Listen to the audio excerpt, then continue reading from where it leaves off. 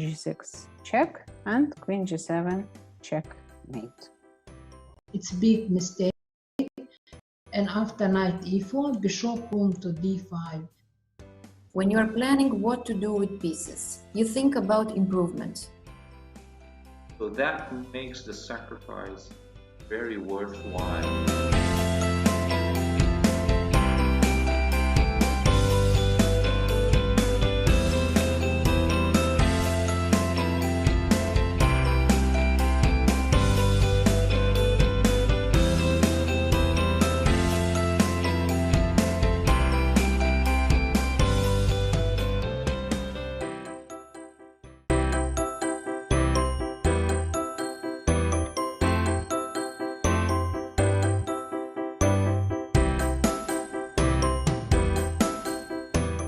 Knight g6 check and queen g7 checkmate. It's big mistake. And after knight e4, bishop room to d5. When you are planning what to do with pieces, you think about improvement. So that makes the sacrifice very worthwhile.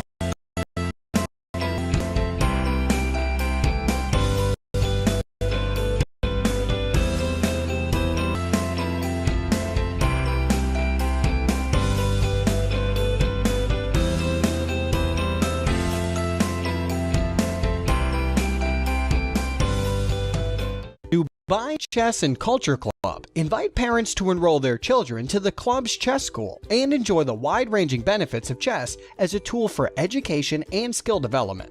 Under the guidance of a team of internationally certified instructors, students will learn the fundamentals of chess strategy, tactics, and other key concepts in a fun and highly engaging way.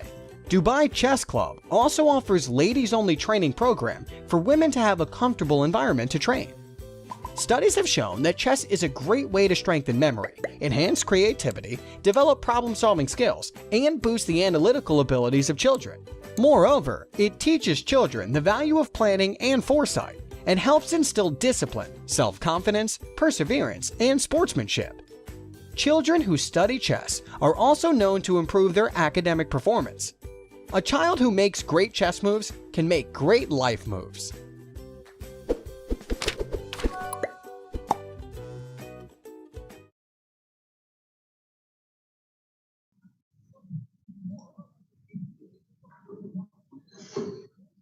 Hello, everyone. This is Coach Oliver, Coach D-Max, once again of the Dubai Chess and Culture Club. Welcome to day number 2 of the Carlsen Memorial.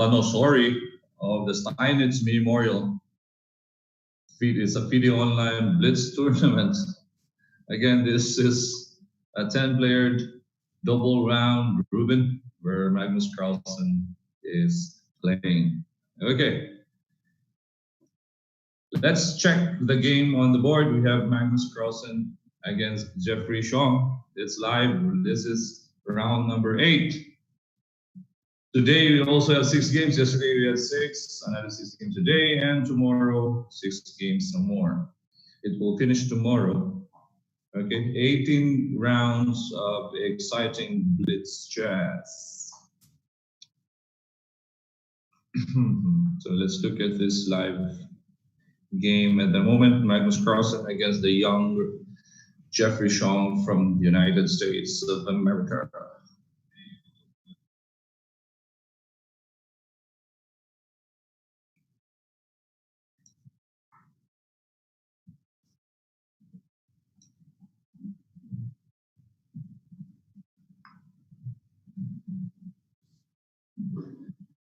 All right, Jeffrey, how many seconds left? Okay, less than 15 seconds. Carlsen with 30 seconds. Again, there's a 2-second increment per move.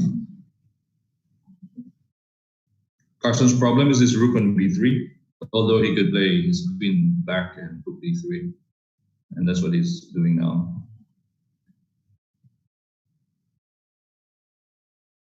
Okay, Jeffrey Chong is waiting for rook b3 so he could exchange queen. He needs to exchange the queen. Her Carlsen go for an exchange? No, he won't. Oh, knight e5, and then rook to d3, and c2.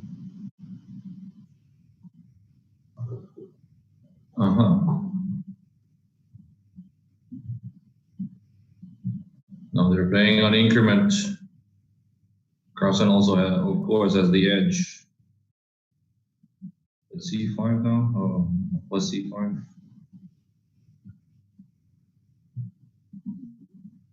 The increment.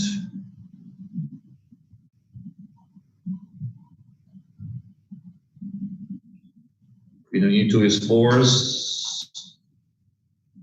Then rook to b7. Oops. Is e4 possible or rook a5? Yes, rook a5. Rook a4, going for the pawn. Next would be queen d2.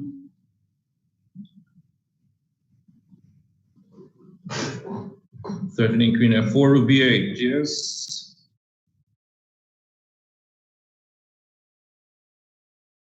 Okay, now queen h3 is a big threat. Okay, how can Carlsen stop queen h3? Is it a mistake by Magnus? Okay, king f3, where does it draw? Is it coming draw? No, okay, can escape. But draw, alright. For mate. Wow, interesting. g5, king f5, king e6. King is safe. Wow. The king is safe. Wow. Oops.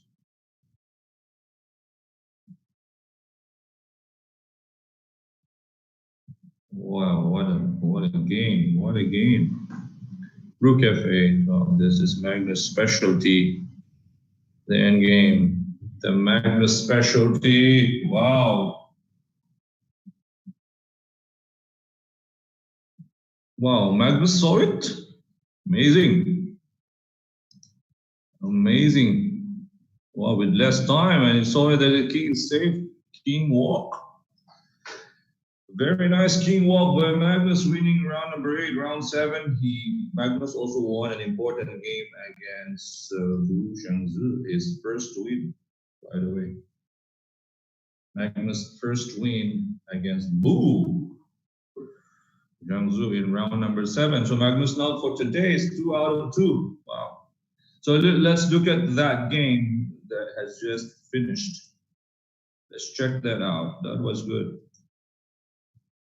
Magnus against Jeffrey Sean, a young grandmaster from the US.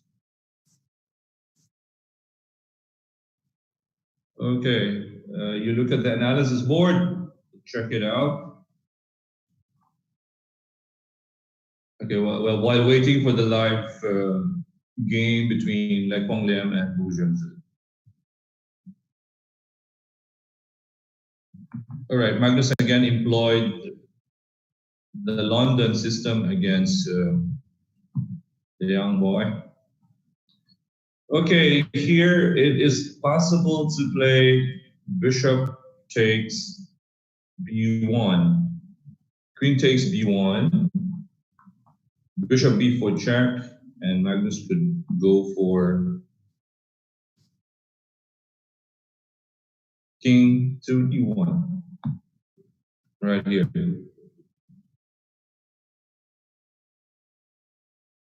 And there was one interesting game by Magnus and Wesley So in this fine line. Okay, king d1. Look at the game carefully. Well, look at the game Magnus and Wesley saw last time. Magnus was white. Okay, there was no knight e5, bishop b4 check, king d1. And Magnus went on to win an important endgame here with his king on d1. Okay, bishop here takes. Oh, shout out to Mylene watching. King e2 takes. Opposite colored bishop. King on f3. A Steinitz type of game as well. All right, Magnus win in the end, sacrificing that bishop for 3 pawns. All right. Now 4 pawns. All right. 4 pawns for the bishop is just too much. Too much. And look at that, 2 connected pass pawns, opposite wings. B6. All right, takes, and then B7. That was a game by Magnus against Wesley. What was that? 2 years back. I think it was 2 years back. And this time, Magnus also employed the same idea, but Jeffrey did not take on B1. Instead, he took on E5.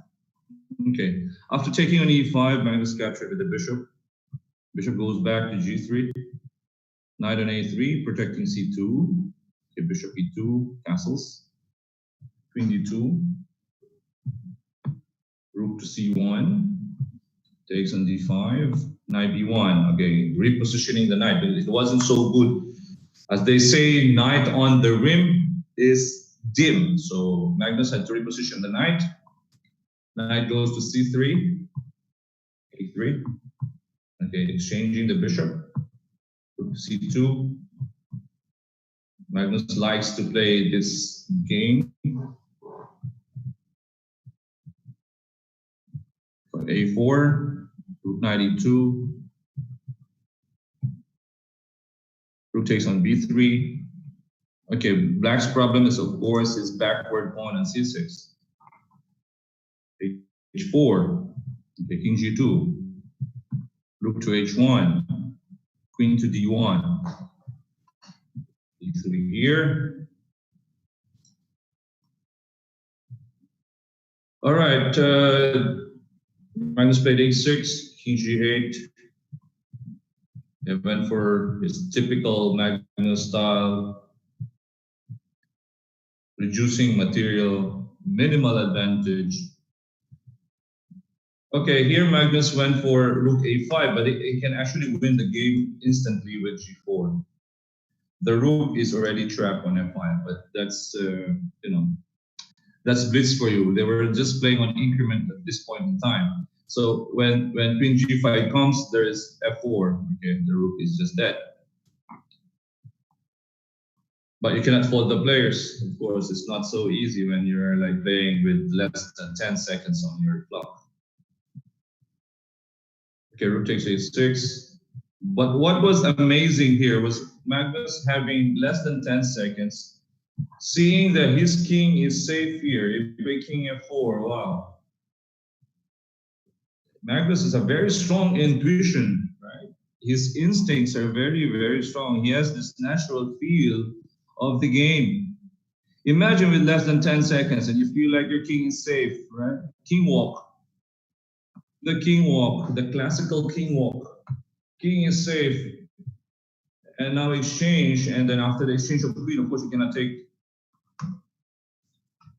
the queen here, and then the pawn will just go straight to E8. So king F7 was played, Magnus had rook B8, pretty good.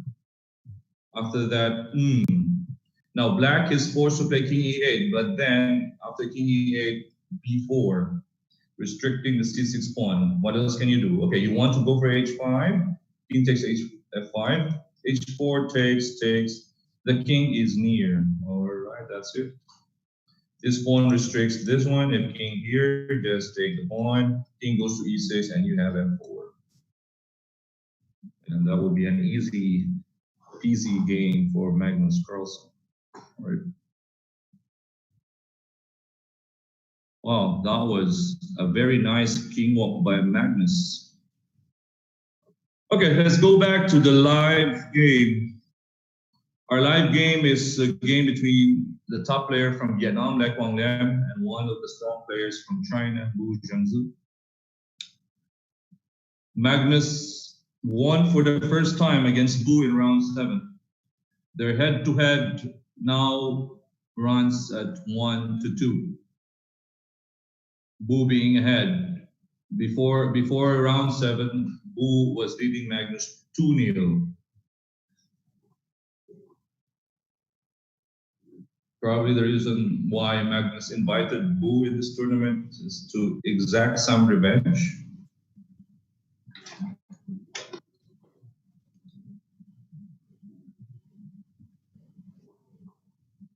Okay, again, this is a strategic play against that isolated pawn on d5. And we have a strong outpost on d4 as well for the knight. So white should be better here, slightly better.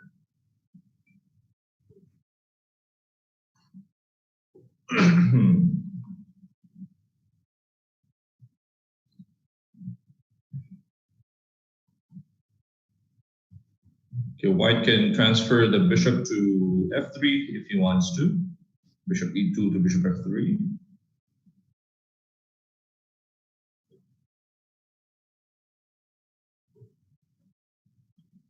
Oh, but wow, an interesting choice. Queen c3, why was that? Like Wang Lem has probably, no, he has other plans. Why did he give up the pawn on a3? Why? Why was that? You cannot give up a pawn, especially when the game is going towards the end game. Or maybe he missed that one, yeah? He probably missed that take on d3 and queen takes e3.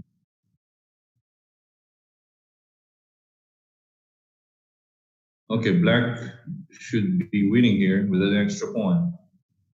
All he needs to do is just push a5, b5, e4.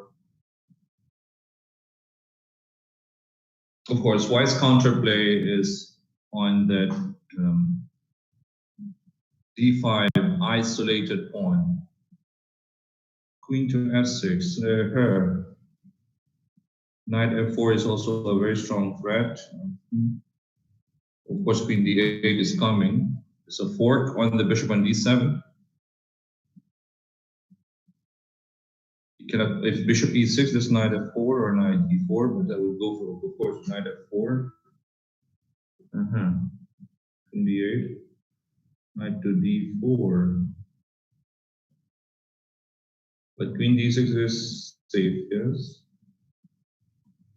Queen d6 is safe.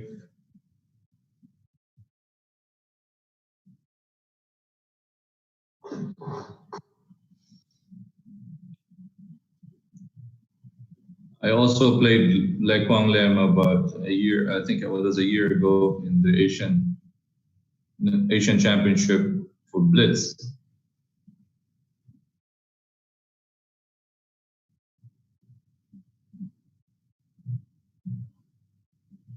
I have never met Bo Zhangzi in a game. Wow, white has recovered here because of this activity and that isolated pawn on d5, yes. I could go b4 first. Maybe b4 first was important instead of capturing the pawn.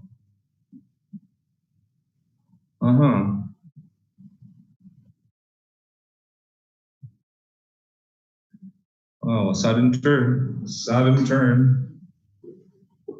f4. f4. Right.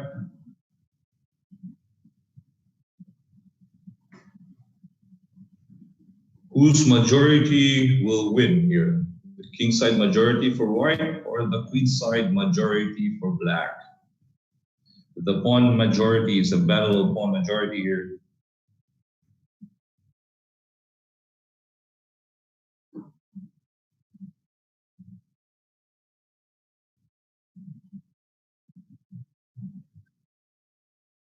Black also has a strong threat, bishop b7, and the queen has no better square. Maybe, yeah, that's why like Wang Lim was using up his time, a bit of time for that one.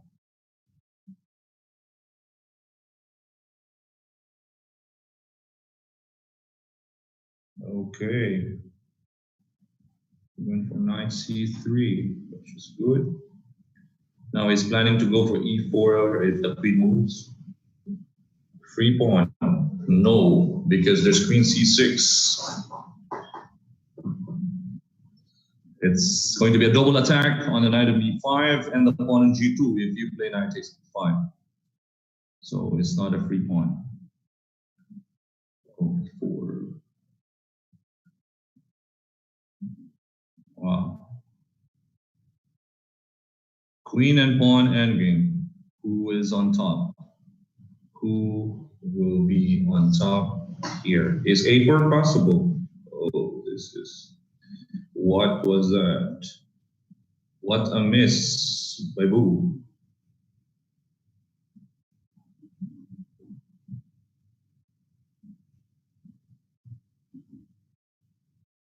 But black should hold a draw here. Black should hold a draw, but white could also go for a win. In the 8, if possible.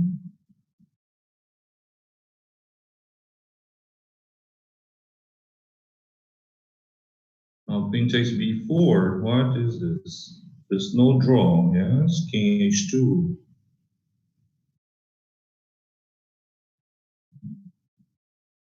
Okay, queen d1. Oh, king g1. Oh, the h4 pawn. Now 2 pawns up or left on them. Okay, let's see some technique from the top players. How to convert pawn advantage. Queen, pawn versus queen. That's this one. All right. White also has a big caution at 2 pawns. That's too much, yes.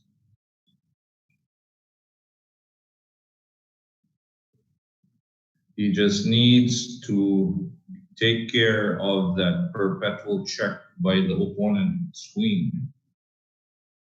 Yeah, according to Hassan, Boo is garbage today. I mean, it's like that. You have good days and some bad days, but it's not over yet. We still have, like, after this one, we still have 10 more games. So, oh my. Resign should be. Resign after h5. Finish. Oh, that's it. Nice game. Like Wang Lam. Hoo-hoo. Boo lost 2 games today. Wow. Do we have other games? Right. All games in round 8 finish. Round 9 will start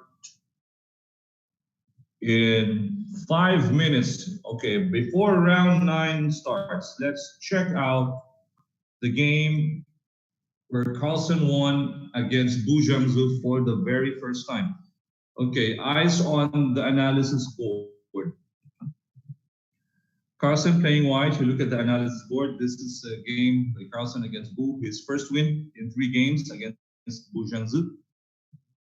What's interesting here is that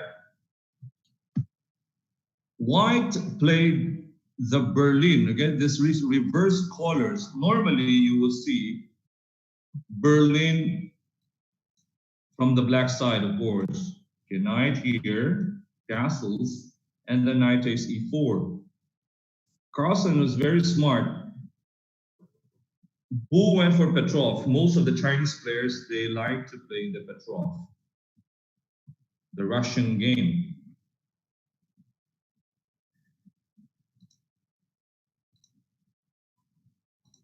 Okay, now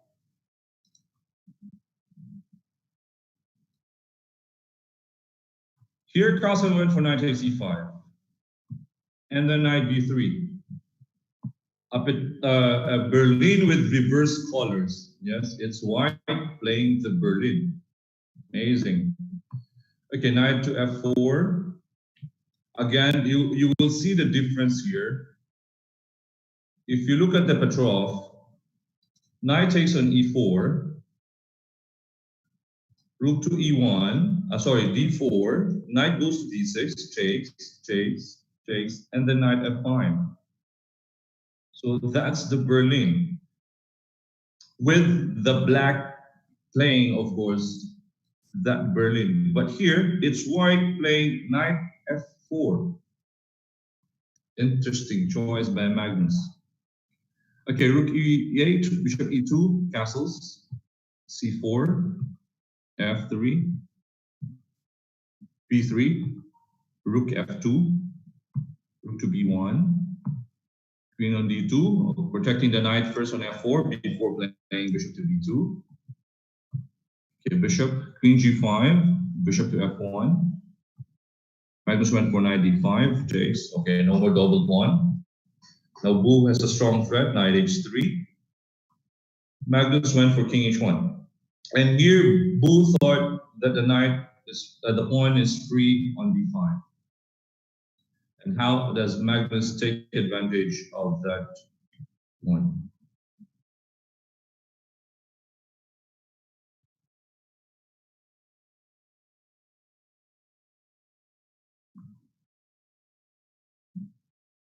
Okay, sorry about that.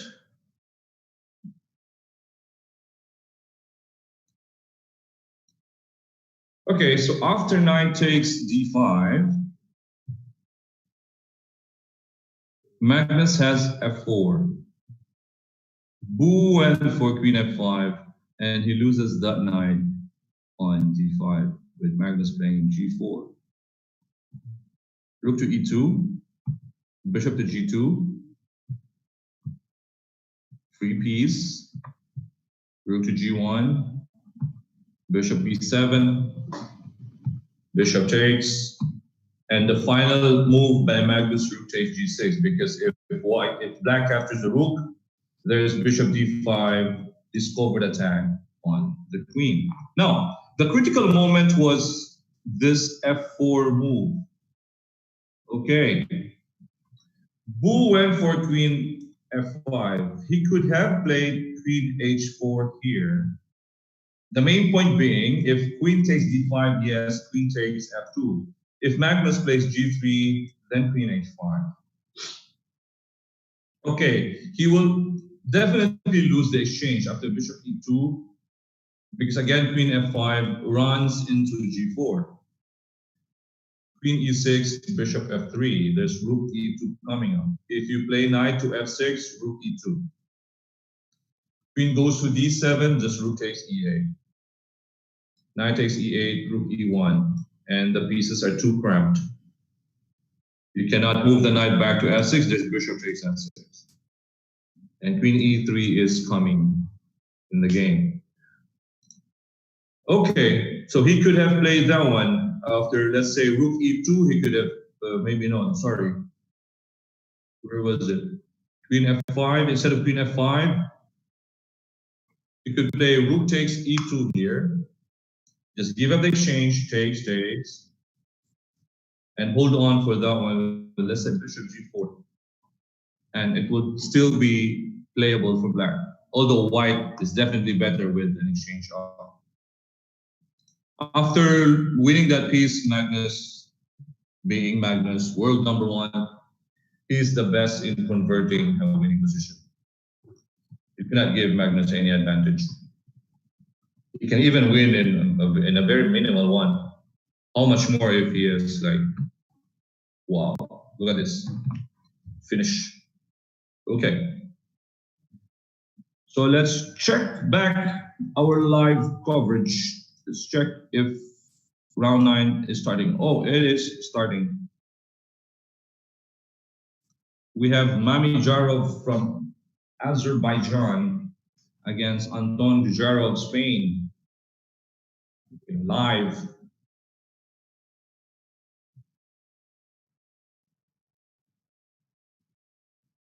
In round number 9, Magnus is going to play Daniil Dubov. Okay. During the last World Championship, Dubov was one of Magnus' seconds, by the way. And Dubov was in charge of the Tarash, where Magnus played Tarash against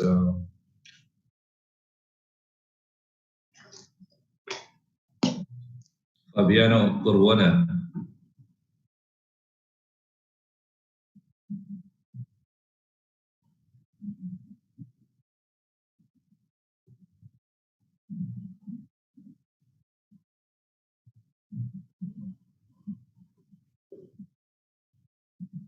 Here, white is playing the reverse Benoni. The reverse Benoni for white here.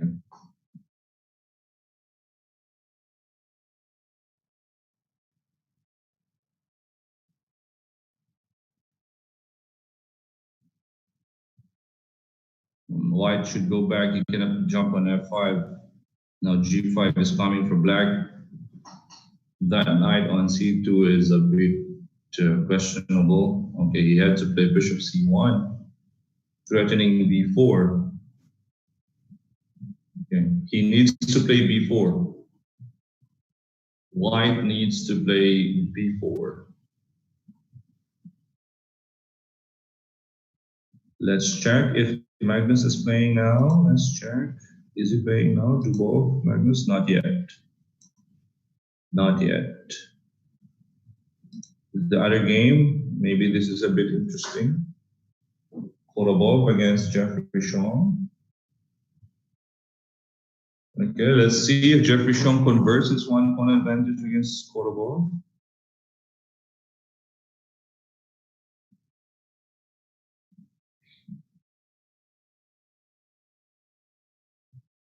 I think among the 10 players, Jeffrey Chong is the youngest among the 10. So this is, he is also one of the top juniors in the world. One top junior, of course, is Alireza Firuza from Iran. Okay, next would be this guy, Jeffrey Chong. King on h7. Black did not go for rook takes f2, of course, because there was rook c8 coming up. Went for rook c8. There's no mate on the back rank because,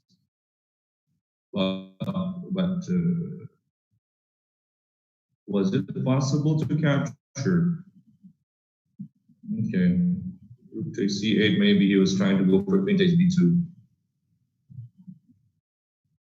Wow, that was interesting. Huh? Queen b2, queen b6. I will look at it. Wow. We'll try to look at it in the analysis later. Let's check if Magnus is playing. Not yet. Okay, let's just go check this game out.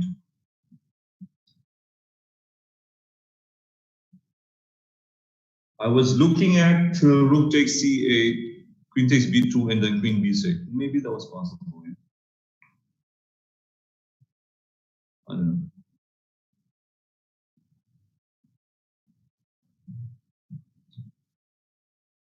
Rook on f1.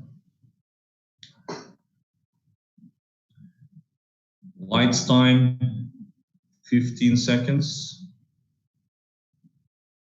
Black, more than 40.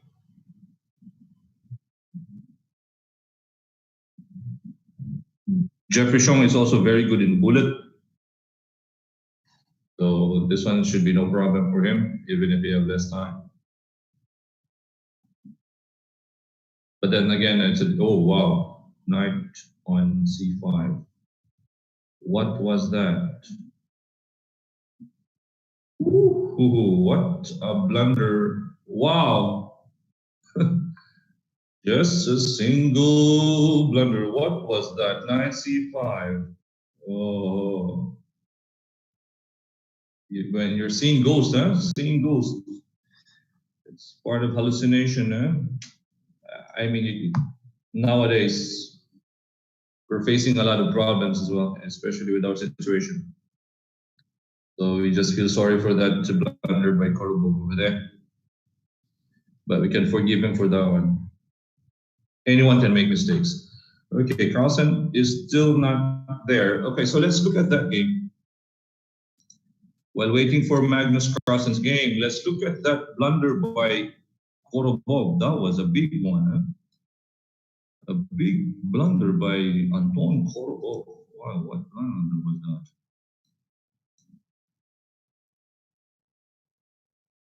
Let's check that out in our analysis board. Okay, check that out.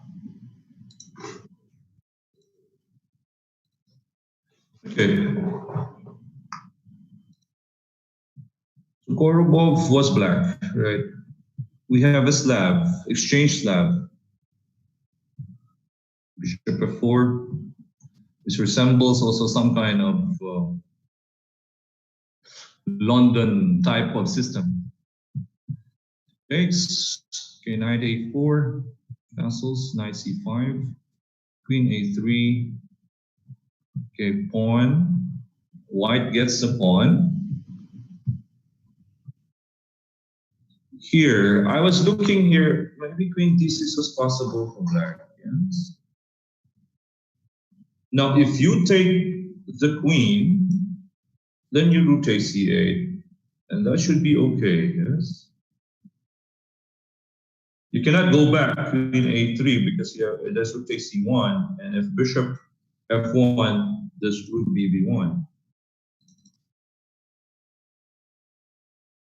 But here, black went queen b6 takes. It was okay, rook f1, and a terrible blunder, knight c5. Wow. He could play queen b2 here, yes. Just giving up her piece after knight c5. Wow. Bishop takes f5 is a check. That's an intermediate check. Wow, things happen. Are we seeing Carlsen now live? Lubov Carlsen is still not there. What about Grishchuk? Not yet. Zvidler and Bu? Not yet. Wow, why? Let's go to Anton. Oh, Mami Jarov won over Gujaro.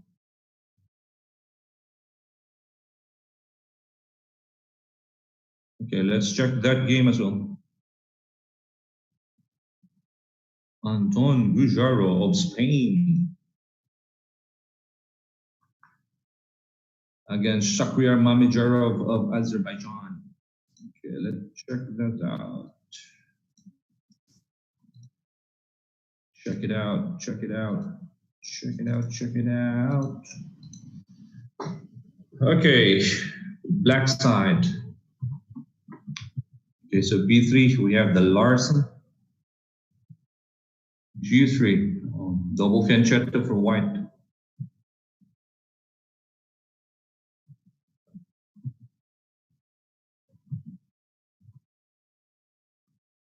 Queen, bishop on c5, okay, a5, queen d6, queen e5, wow, queen f1, queen e7, b4 takes, rook a2, rook b2 takes, bishop takes b4, knight takes d4. This is roughly equal, and how did white lose the game? Okay, he has a passed pawn, takes d5, knight f6, takes, king f8, g4, h5. Oh, the move g4 is one mistake, yeah, takes, and then now knight takes d5 because you give up that square on f4. That's chess, yes. It's important to keep these pawns here because these two pawns protect these three important squares. Okay, you gotta go king g1. It's roughly equal, but one mistake, just one mistake with g4. And Mamijarov took advantage of that one extra pawn. And the rest is just a matter of technique. Well, good technique. Are we seeing Magnus now? Magnus, are you playing now? Not yet. Wow. They should have been playing 10 minutes back. Are there any issues with their connection or something? I don't know. You have no idea. Grishchuk and Lekhomlem also not there. Zvidler and Boone also not there. Okay.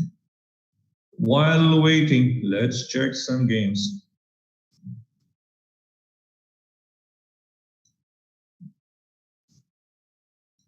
Let us check some games in this tournament. Right.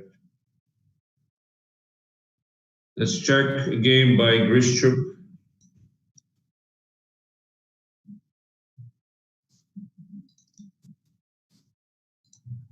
Okay, Grishchuk against Mamedyarov earlier. This was, I think, round number 7. Oh no, sorry, not round number 8. We're currently in round number 9, but 3 of the games have not started yet. While waiting, let's check this out. Okay, Mamedyarov playing white, Grishchuk playing black. Grishchuk's favorite, King's Indian. Facing d4. Oh, give up the pawn. Interesting. 98. Bishop f5. Okay, very nice move. I like this bishop f5 move. To take away this line, all right? Take away that line. Provoking e4, b7 is safe. Okay, bishop b4. Knight f6 back. Bishop to c6, yes. b5. Queen b8, yes. Knight c4, good. b4 takes. Rook a b8, b2 is weak. Knight to b3. Okay, we have an opposite colored bishop, but definitely that bishop on d4 is pretty strong. c5 is coming, yeah? Takes an e5, okay, 1 pawn, 2 pawns. Queen f6, right, rook e8. Wow, too many pawns. Queen e7, king g7, rook e3, and queen h5 check. Because if you play bishop h3, just rook e2. This bishop is just dead, or this queen is dead. Queen is already dead. You cannot go for queen h4 here. Bishop takes g2 check. Queen dead. Nice game by Grishchuk, but Mamedyarov just gave up pawns in, you know, when you are in crunch time. Yes. I don't know what's e5. What's that for? He could have just played. Okay, he can play h4, rook e2, maybe h4 here. I don't know what he was worried about. Although black has queen takes b2, definitely, but at least takes. This is better than what happened. Okay, this rook b5. Wow. Are we seeing live now? Okay, wow, okay. Let's watch the world champion play. We were discussing King's Indian, and Magnus is playing King's Indian at the moment against Daniil Dubov. Another strong young player.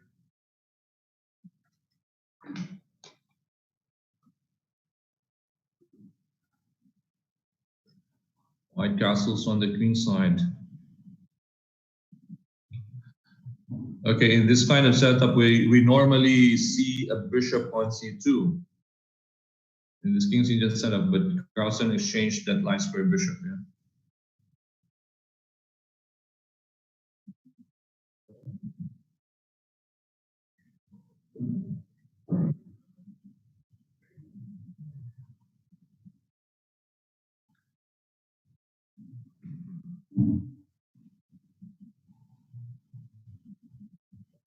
Interesting decision to take. Maybe he wants to go for g4. G takes f5 and then g4. Yes, he's going for it. And then an outpost on e4. All right, that's quite typical in this kind of setup.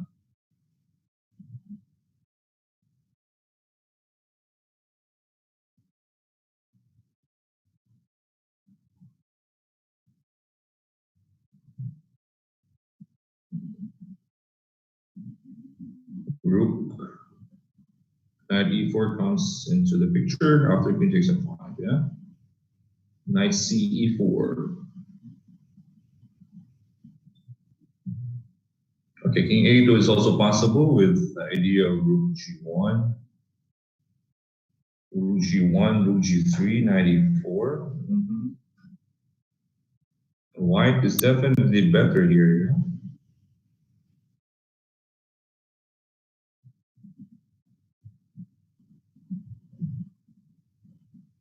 Queen C2. Interesting practical play.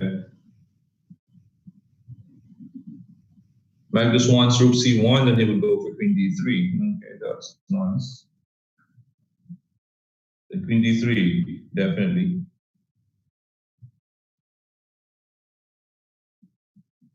That was good. Queen C2, Queen D3 here, because if Queen takes D3, knight takes D3, you have a threat on the rook. Tempo gaining.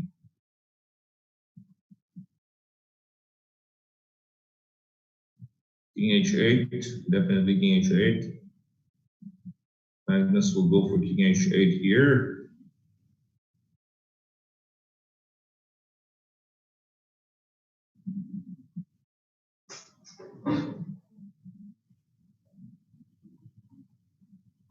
Oh, Magnus is very low on time now with 1 minute and 5 seconds to Dubov's 1 minute 50 plus.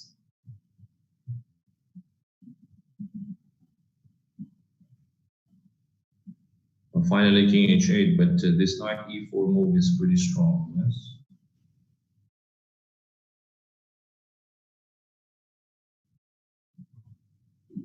But you'll never know.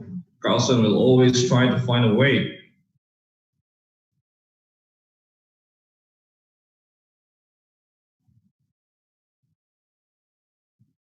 Rook G1.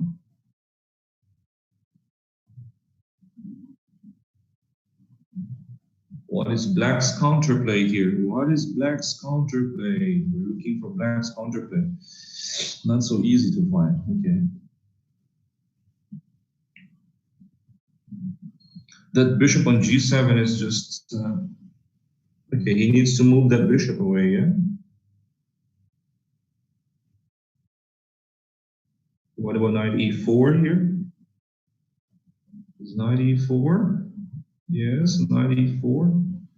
If you play bishop H4, that's rook H3. Yes.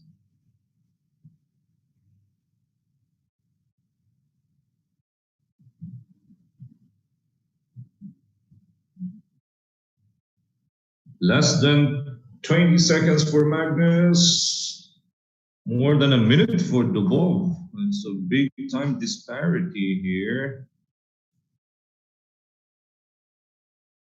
Wow, less than 10 seconds, and Magnus went for knight f4.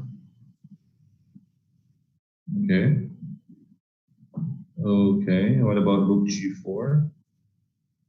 What about rook g4?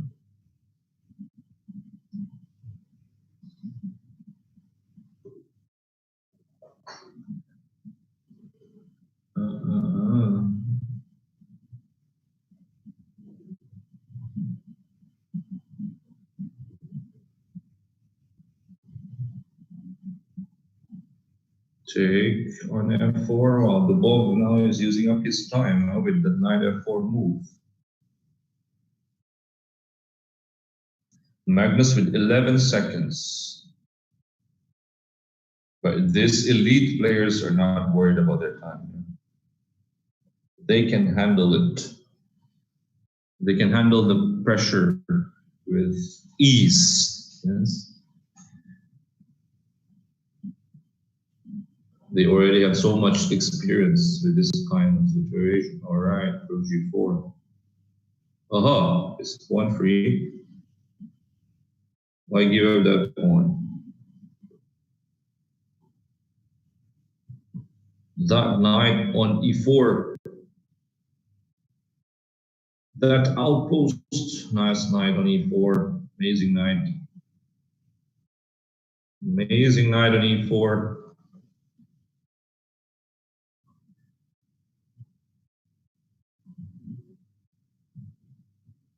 Wow, nice one, Dubov.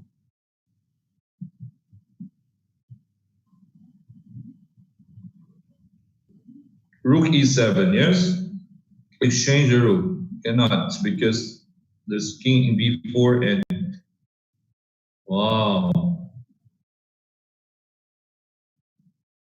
Magnus gonna be beaten here. Oh, white should be winning here. Connected pass pawns. Connected pass pawns. Crushing. Oops, crushing. connected pass pawns. Oops. Oh, Magnus is going to lose this game against Daniil Dubov. Wow. Promote.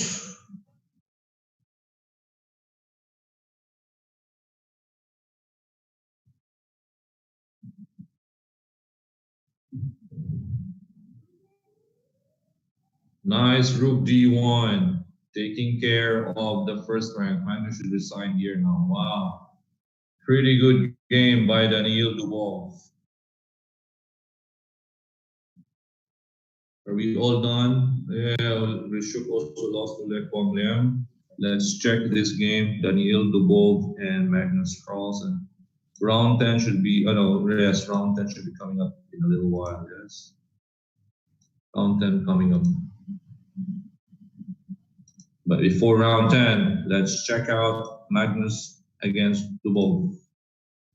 This is Magnus' second loss in this tournament. Yesterday, he also lost one game. Nice game by Daniil Dubov. Let's check that out. Wow. Monster Knight on e4. Monster Knight by Daniil Dubov.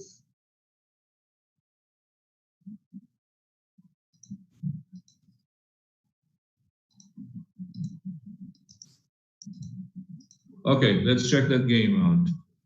Magnus was black. It started with knight f3, c4. Went into the King's Indian.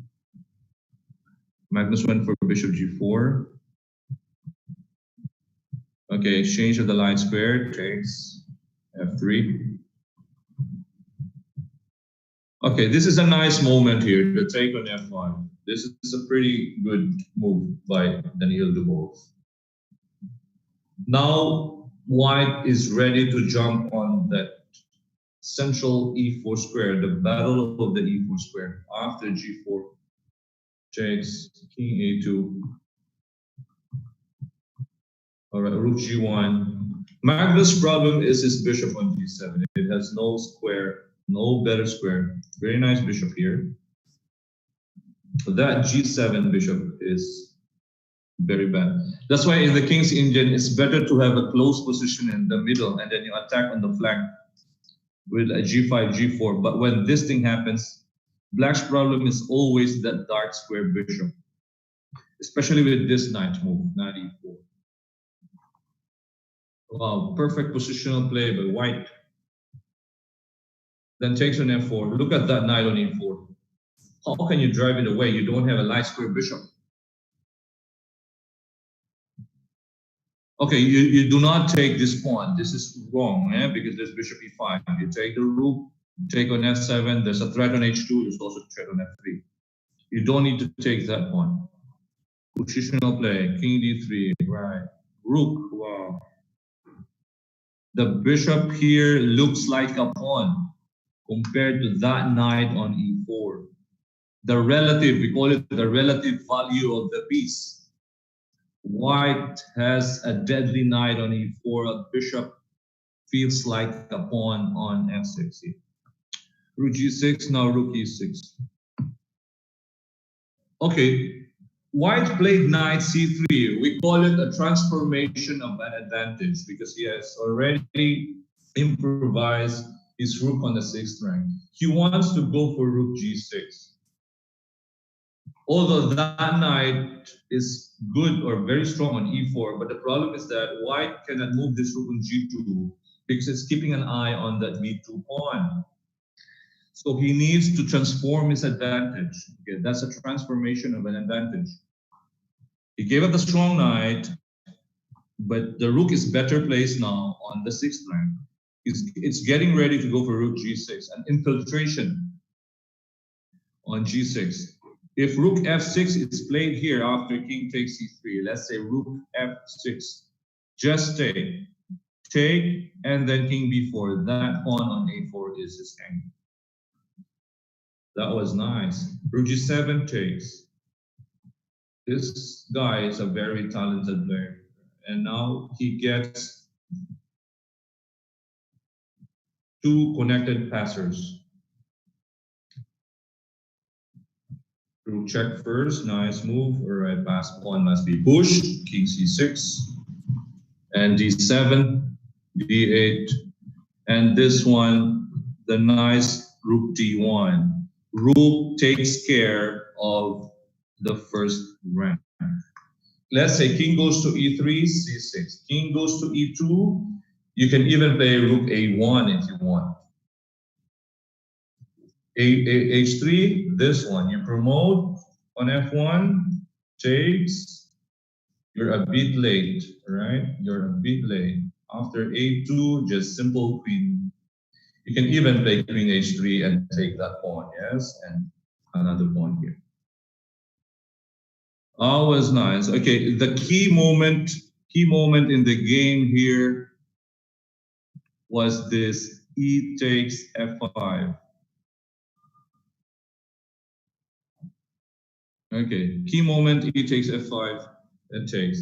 That's why sometimes in the King's Indian, you need to have that light square bishop. Okay, you need to give that light square bishop. For example, here, you just go for e5, yes? Okay, the difference, let's say, for example, let's continue the plan here. You go for this one. Okay, if white goes for example, h3, right? Knight a6, bishop e3, all right? Knight to d7. You have a bishop, right? Important light square bishop. You go here, knight d2, f5, and then let's say f3. Here, black has bishop a6. Okay, if you take, there's queen h4 check. King f1, queen takes h6. It's much better to keep that light square bishop because that is important to take away that e4 square. You need to have that light square. When Magnus played bishop g4, it becomes a big problem. When he exchanged the light square bishop, and then he went for this one. Now look at that takes on f5. You don't have another piece that can take away the e4 square. The battle of the e4 square. White wins the battle of the e4 square. And once that knight jumps on e4, wow, it's just a very nice positional play for white. Okay, if you go for bishop e5, for example, this rook g2, okay, maybe you just keep the bishop over there, but black cannot improve his position. Let's say b6, all right, king c2. What else can you do? The control of the rooks. That knight, the control of that knight. If you want to go for, let's say, rook a6 and try to go for rook b6, just mate. So you cannot move that rook over there. So you're forced, okay? Everything is forced here. You know, look at that. That knight simply, wow. Perfect positional play. Nice positional win here by Daniil Dubov. Stronger minor piece. That knight is stronger than the bishop in this situation. And the rook control of the g file. Woohoo! Oh, it's pretty good. Pretty good positional play. Dubov is showing some signs, huh? Maybe one day he could also fight for, I don't know, maybe the World Championship. Okay, in the World Blitz and World Rapids, he actually was top 3 both times, huh? So this guy is also pretty strong young player, and he's also very innovative. He has some new ideas. So the future is just big for this young guy. Okay, let's check out round number, which round are we now? I think it's round number 10. Are we in round number 10? Are we in round number 10? Okay, it's starting now. Grishchuk and Korobov.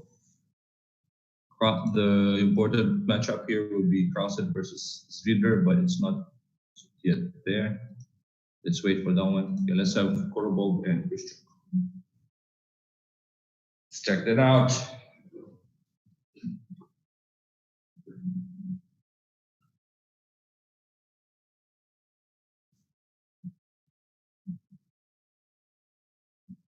Okay, this game resembles a Caro-Kann, yeah, Castle Queen side.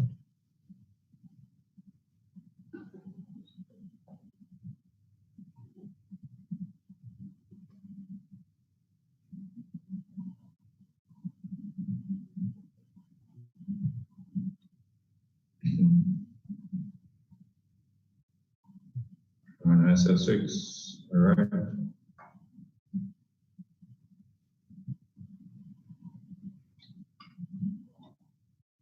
White gains a pawn.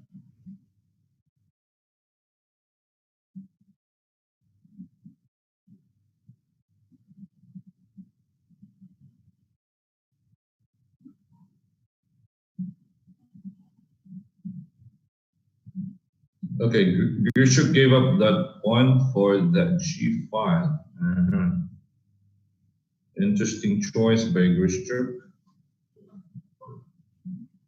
A very tricky Queen A3 move, hoping for Knight B6, but there's actually no threat for that one at the moment because there's a Knight on D5.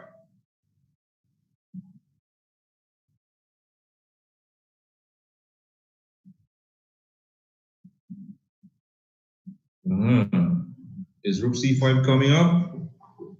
Rook C5, Rook Bishop takes D5, Rook takes D5. Okay, Rook C5 looks interesting, yeah?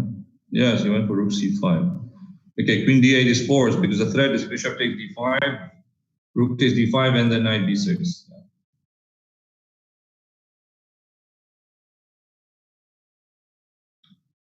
Okay, Bishop is also very alert.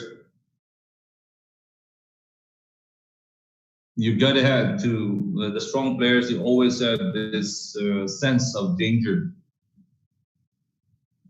You need to have that one, that important sense, the sense of danger. Rook E1. Why Rook E1? Moving out of the pin on the D5. Okay.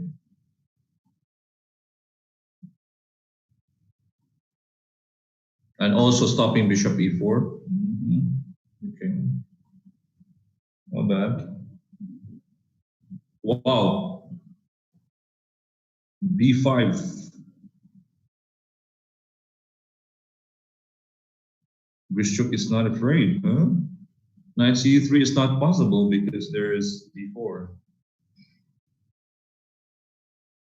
So what is White going to do here? Cannot move back to C3, there's D4. He went for Rook takes D5.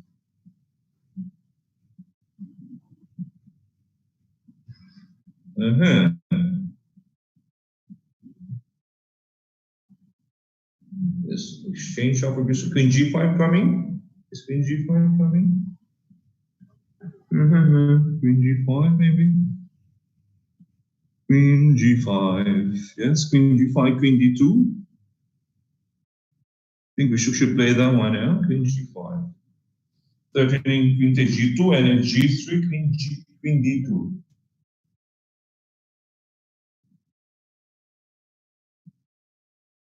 Wow, Rook takes D4. But there's Queen A6. What is this? Bishop. What is this? Bishop. Why do you play that? Why?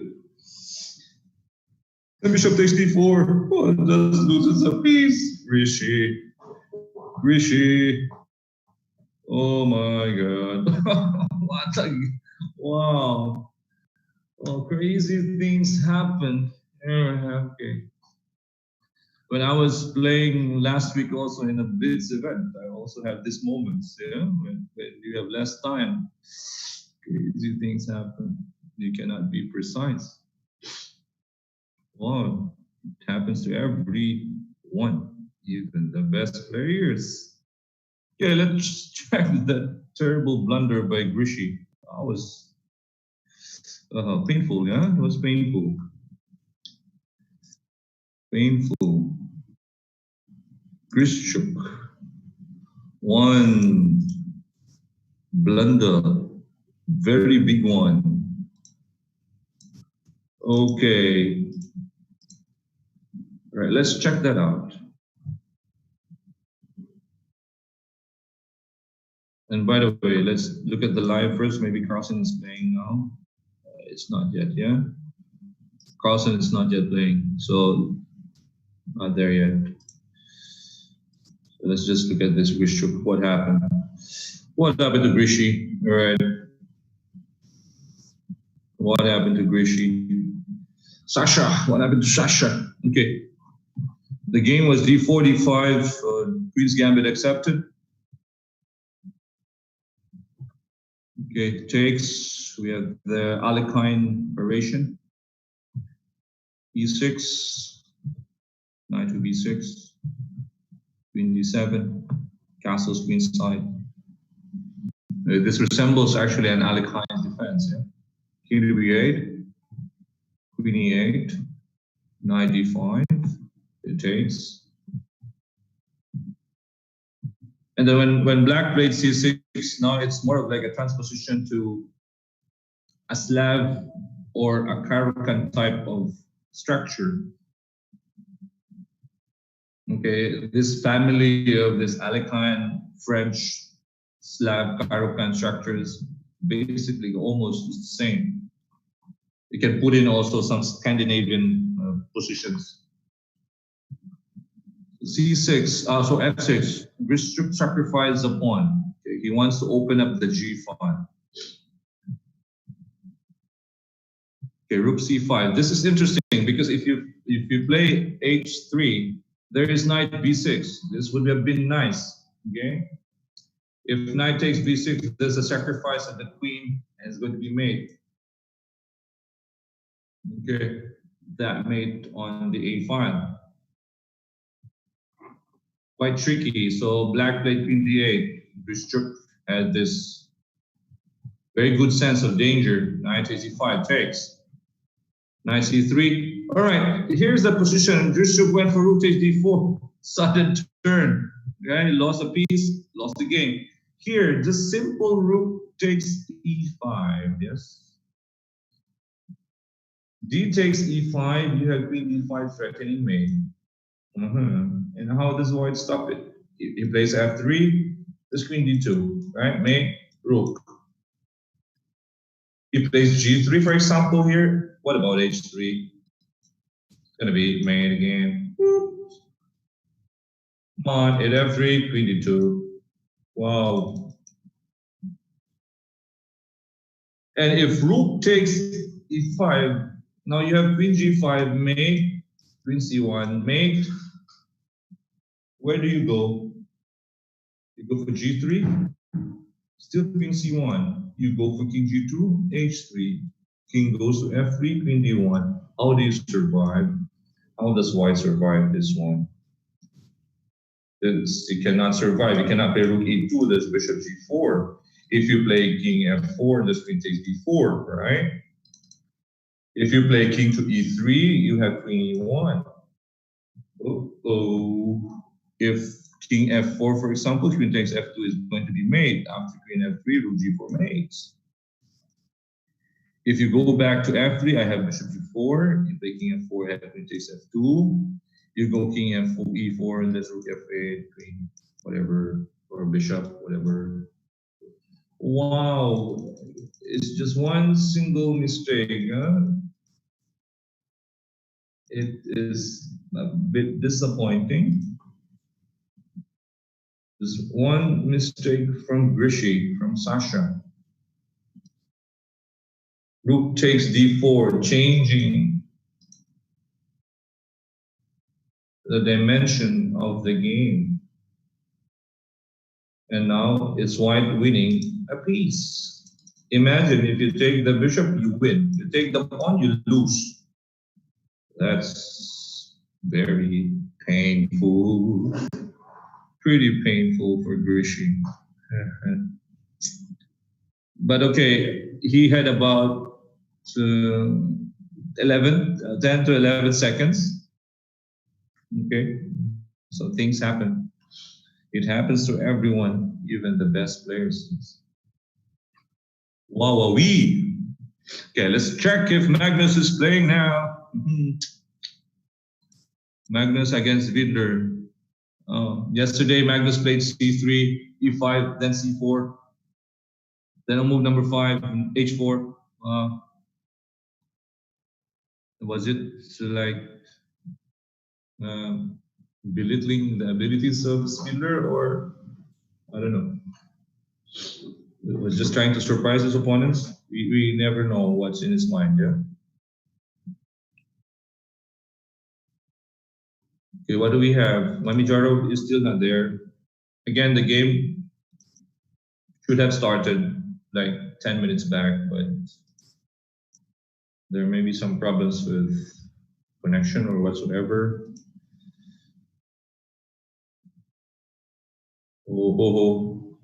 Carlsen, Zwiller. This time Zwiller white. Yesterday Carlsen was white.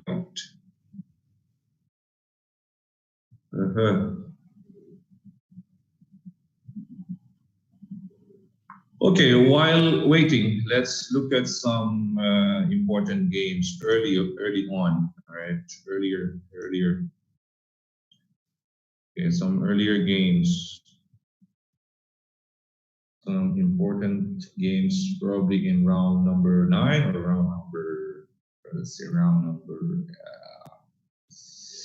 8. Okay, let's check out Daniil Dubov against Peter Spidler. Right, let's check that out.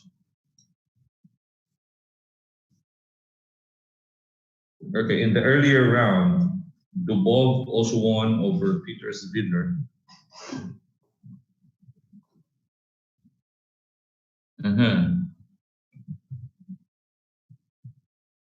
C3. Okay, bishop C5. We have this white. Normally, you see this setup is black. Okay, we call it the old Indian. Well, we have seen so many like reversed positions, reverse lines for today, reverse variations. If you look at the Carlsen against Boo, it was a reverse Berlin. This one is also an old Indian type of game for white. Normally, black plays this out. Okay, bishop f1, knight to e3. a3, okay, b3, bishop b2, b4, b2, c4. Now this kind of resembles some Roy Lopez. b5, takes. Oh, nice one, Hassan. Huh? Remember this. Oh, you remember. Huh? Okay, 97, queen g5, takes. Takes on b5, takes. Knight c6, bishop on c4, takes. Okay, knight on d4, takes. White should be winning here, right? Rook b1, takes. And then he played rook takes b7. Wow. Okay, again, a bigger problem with online, yes. We call it maybe mouse slip. Okay, this is a typical mouse slip, yes. Misclick. White was supposed to play rook b6, yes. White should be better here. And then accidentally played rook takes b7. Oh. This is the most painful thing in the whole wide world. Well, okay. Another issue when you're playing online is that, let's say you have a winning position, let's say you're up a piece, and all of a sudden your connection is gone, yes? You don't have a connection, internet connection. And that's also very painful. This one, a typical mouse slip. What was that? Peter Spidler. Rook b6 should be winning.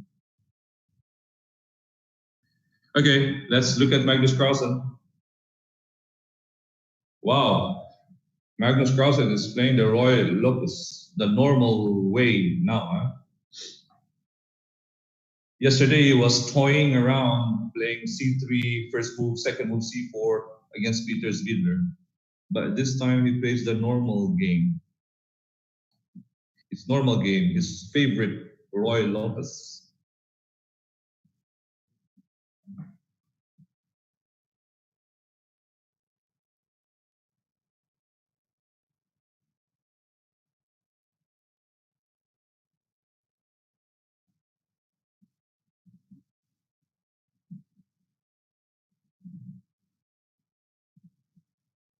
Okay, b4.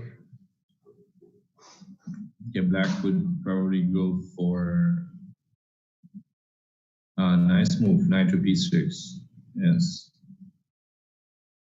He is, of course, provoking a5 so that there's no pressure on the b5 pawn, then go back to d7.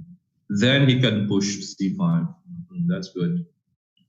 Knight b6 is a good move, yes. You force your opponent to move that pawn on a4. Right. Zvidler went for takes on b5. Magnus can play c takes b5, yeah. E takes b5, you open up the line for your bishop.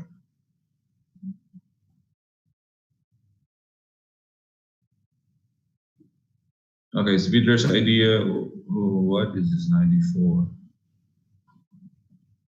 Okay. Zvidler's idea he could play knight b3 to knight a5, but Magnus now is a strong rook c8 threat, yes, rook c8. But the d4 pawn, how to defend the d4 pawn? The d4 pawn, the pawn on d4.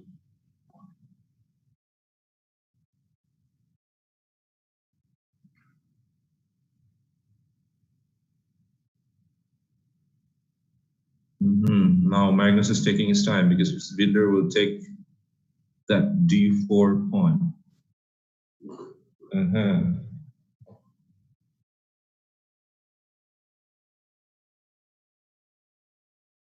Counter on c4, but white always has rook c1. Okay. Bishop takes d4.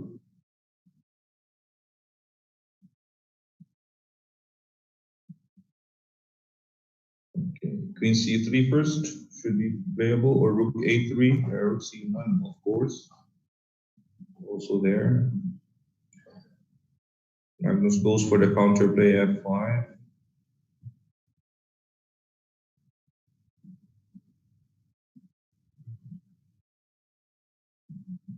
Okay, practical play from by black, or else it will be squeezed out. He just goes for the omen, yes. But nothing much here, yes. Okay, d5.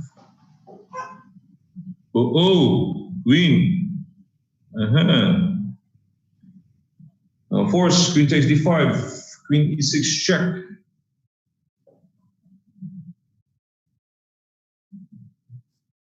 Queen e6 force, take, bishop d5, yes.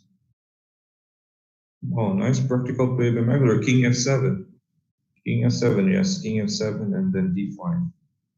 d5.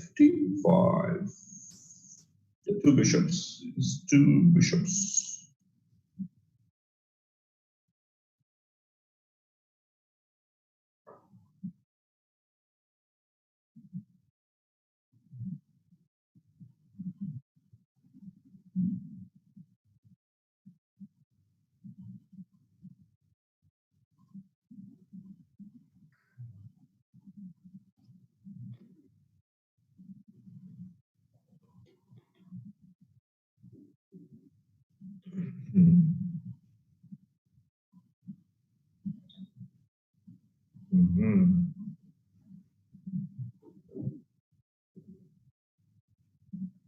Bishop d6, rook g6, rook b7, yeah. Why black in trouble? Zvidler could also have gone bishop takes g7, yeah. Magnus long time, 5 seconds left. Bishop takes g7. Oops. Why rook g6? Bishop takes g7 was possible. Oops. Time. I've been. Wow, what a shot! Woohoo! Rook takes h6. What a shot by Peter Svidler. Magnus Carlsen loses mate. What a shot. Svidler, 3 points. Wow, what a shot. Magnus probably will be shaking his head. You know how Magnus reacts when he loses a game, yes? Probably he's gonna throw his chair. Wow, that last move was pretty nice. Okay, so Magnus went on to his favorite Roy Lopez. Let's check this out. Magnus against Svidler. Knight b8. Roy Lopez. Knight h4. Knight b6. That was nice. That's actually nice. Okay, Black could have just captured a b5 without problems here. Okay, if exchange rook, just exchange rook. That would have been nice, but Magnus went for c takes b5. Now d5. Problem is the bishop now on b7. Then he went for knight d4 and he loses a pawn. Takes. Okay. Nice move. Practical play. Queen e6. Takes. King f7. Rook e3. Of course, this is definitely better for white. Exchange up. Okay, rook f3. Right, now let's move. Rook f4. g7 is the target. Sooner or later. g4. Again here, Svidler could now take g7. This is the right moment to take. If rook takes, you have take, and this pawn is just dead. You push, for example, rook takes d5, c2, you have rook c5. Bishop d3, just king g2, king f3, king e3, right? Okay, but Svidler went for h5. I like h5 because of what happened in the end. Okay, look at what happened in the end. f4, good move. Woo! Rook takes h6. That sacrifice on h6. I remember it was Magnus who played the sacrifice on h6 against Karyakin, yes?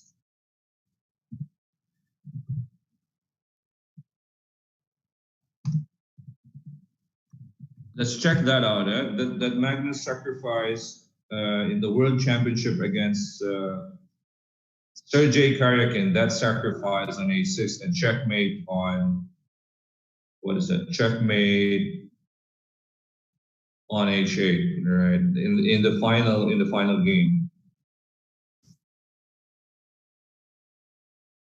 Okay, in that final game, I'll show you that position over there. He sacrificed on h6. This is nice. It reminds me of that famous sacrifice by Magnus in the rapid section. Okay,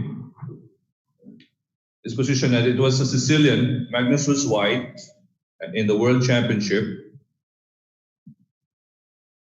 Okay, let's go straight to the position. Magnus employed the Maroczy bind. Takes. IB4 takes. ID4. Okay, takes. Also exchange up. Huh? Also exchange up. Magnus was exchange up. All right. And then queen d2, f5. Queen takes f4. King h1. Rook check. And then queen h6. Woohoo! And Magnus went on to win the World Championship with queen h6 against Karyakin. If you take on h6 with the pawn, there's rook takes f7 mate, yes? And if you take the king, there's rook h8 mate. that was also similar to Peter's Fiddler. If you take the rook with this rook h8 mate, you take with the pawn, same thing. Rook h8 is a mate. Sacrifice on h6, a classical sacrifice on h6. Wow. Magnus wasn't aware of that one, right? He wasn't aware. He took the pawn. He could have just played maybe rook c7, right? And just push his pass pawn. Svidler could have problems here because of the time. But Magnus went for the greedy. The bishop takes b4. That's why in life, you don't be greedy. Took the pawn and missed out on this one. Because if you go back, bishop f8, Svidler has bishop c5. Bye-bye bishop. So Magnus thought, okay, I will be safe here. But nice move, f4, taking away the g5 square. Very good. Taking g5. Magnus wasn't aware of that one. He went for c3. He probably thought, oh, okay, I have c2. Svidler plays, let's say, rook c8. I have bishop d3. But the tactical, classical sacrifice on h6. After that one mate on h8. The pawn on f4, very good move. Taking away the g5 square. So that reminds me of the same game where Magnus Carlsen won with a sacrifice on a6 with a queen against Sergei Karyakin in their World Championship match. It was also a sacrifice on a6, but this time it's Magnus Carlsen, the victim of that sacrifice. Oh, Magnus the victim this time. Nice game by Peter Svidler. Magnus now lost 3 games in this tournament. Anything can happen, yes. Anything can happen. Okay, all the games are done. Are we done with all the games? Yes, we're all done with the games, and round number 11 starts. It's starting actually now. And let's check Carlsen again. Let's see if Carlsen will bounce back after that painful loss to Peter Svidler in round number 10. This is the penultimate round of the day. Round number 11. Okay, we have now number 11. Okay, Carlsen took on b6 to have the bishop pair.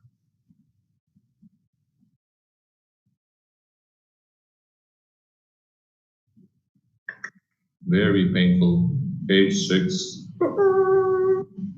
But it's good. It's good for the people watching, yes, when you see those games. Ooh.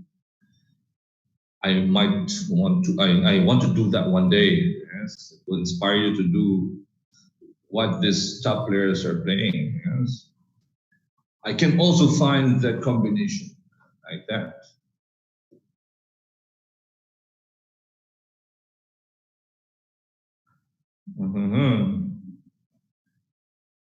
Okay, this resembles some kind of like an Italian, old Indian royal love this type of game.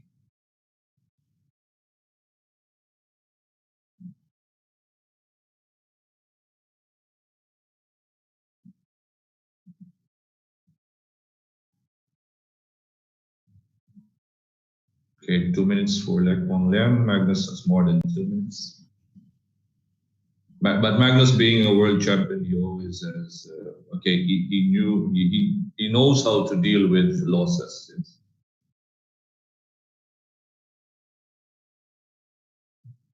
So forget about that game. Right? Forget about the game against Svidler and concentrate on this game. That's also a very good lesson for everyone out there. Right? Dealing with adversaries, yes. Adversities. Oh, e5. That e5 pawn. Remember yesterday, Magnus won a simple game against David Anton Gujarro by also taking that e5 pawn. Yesterday, Magnus had bishop takes c6 and knight takes e5. This time he had b5. And now knight takes e5. Taking that central pawn. Knight takes e5.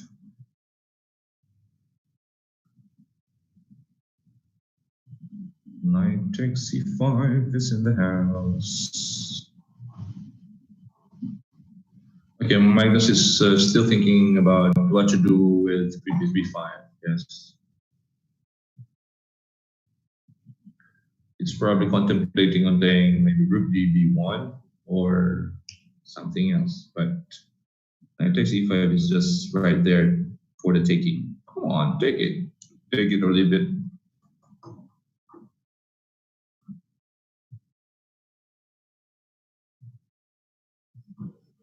Le Quanglem is asking him to do it. But will Magnus do it? Sometimes also when you lose a game, the loss still stings, huh? It's still in your mind, yeah.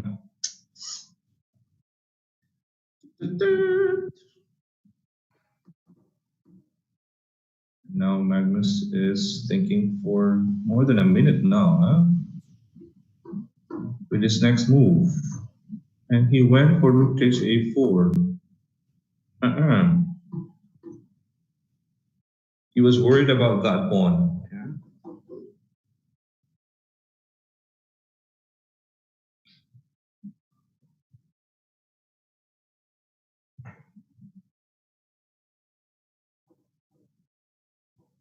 Okay, rook b4. It's also nice, yes. The Quanglem can get queen a6, but now finally I have knight c5, yes. Take the pawn on a4 first before taking knight c5. Good position. It's better to be safe than sorry, right? Taking away the a4 pass pawn.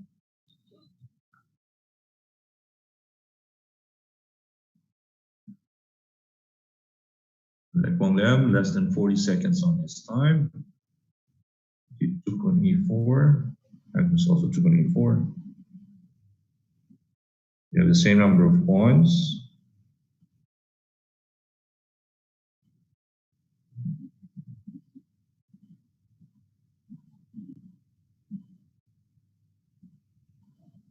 Okay. Rook b1. Free pawn on c3. Is it free? Take on c3. Queen takes c3. Free pawn. Take that pawn. Why is he worried? Why was he worried about taking that pawn? Why? It's a free pawn, yeah?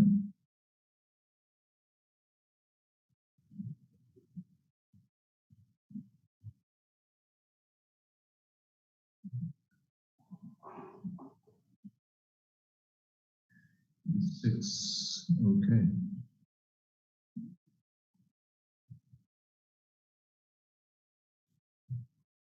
I think that loss to Swidler in the previous round is still in Magnus' head, you know. If you look at his time, yes. When Magnus is confident, he plays with more time. But when he's not confident, you'll see the time, right? So that loss to Swidler in the previous round is still in his head, yeah.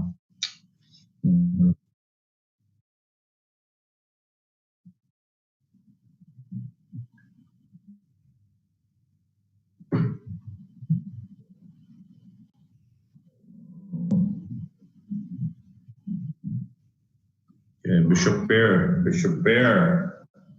But the time, you have a bishop pair, but you have a bad time.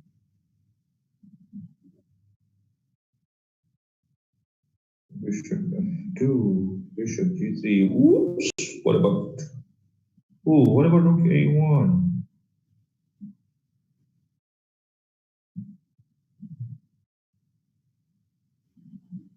Wow. Magnus again, my God. Oh no. Magnus again, blundered again. I think it's still in his head, that game against Hitler. Hard to forget.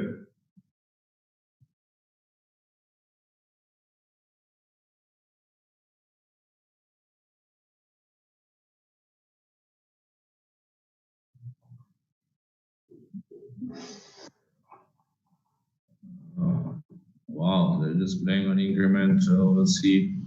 Change up for black, but a strong bishop on d5. Ooh. Will Magnus win this one?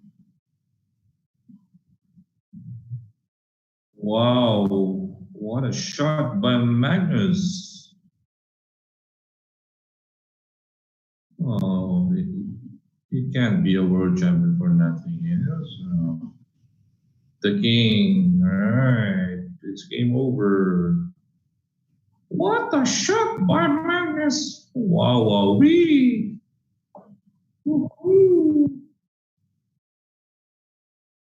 I was thinking that the painful loss, and of course it affected him, but Le Quang Lem was probably, I don't know, would have been good for Le Quang Lem to bite Magnus this round, because Magnus was still in pain, yes?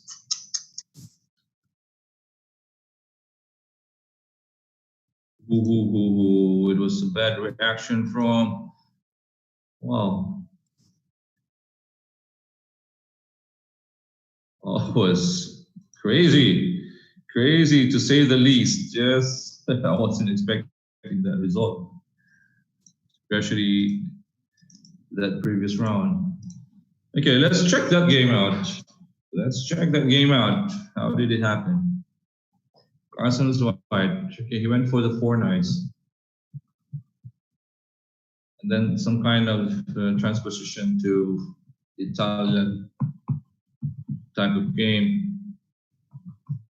Old Indian also. Okay, here knight e7. E5 is pretty weak here. You don't take on e5, of course, but Magnus has c4 here. Because if, let's say, Le Quang Lem plays d4, now you have knight takes e5. Queen d6, you have bishop f4. I don't know, Magnus worried about knight d7, but there's knight g6, yes?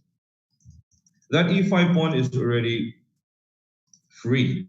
Because if you take on e4, there's a take and take on e5. c4 was the best move for Magnus here. He was thinking for a long time here. Probably also, again, the previous game, yes, it was the previous game. He couldn't think properly. So it would have been c4, pawn is just dead. c4, pawn dead. Okay, but he went for rook takes a4. And now comes takes, b6, right queen.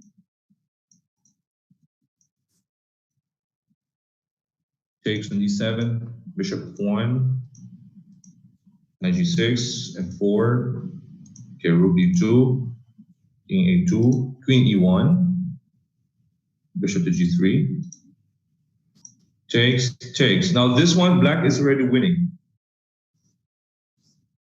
Queen d8, rook c8, queen a6, rook a8, rook c8, f5, okay, knight e7. Knight e5, takes. Queen e7, takes. And then he played queen g5, yes?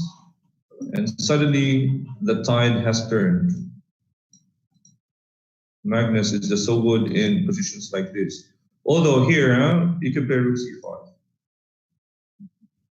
King g4, what was that? g5 was a terrible blunder here. He just gave up a pass pawn. He was worried about g4. He was worried. Now is the time to play g5. The timing of the move. Yes. Wow. Because if f takes g6, king takes g6, say g5, just rook back. So see the difference, huh? When you play g5, but the square on g4 is still there for the king. Okay, wait for the time. Okay, you wait for G4. Wait for G4, then you go G5. Timing. Time is of the essence. Takes, and then G5, you go back. If Magnus plays bishop, just rook, it's anywhere. Draw. Here, king G4, just stay there. Even rook F8, it's still playable, because if you play C5, rook F4, king here, now you can take the pawn. So Magnus cannot actually play that king, yes, he needs to go bishop E6. Wow, so the timing. Well, let's look at other games. It's not yet there. Krzysztof, not yet there. Zvidler, okay. Oh, Zvidler won against Jeffrey Sean. Well, after winning with rook h6, the nice, beautiful combination of rook h6, Zvidler won another game. And that gives you confidence when you win against a world champion in a beautiful way.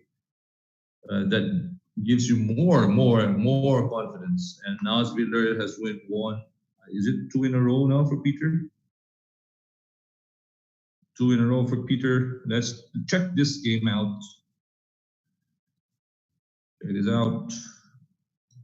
Zvidler against Jeffrey Sean, the youngest participant.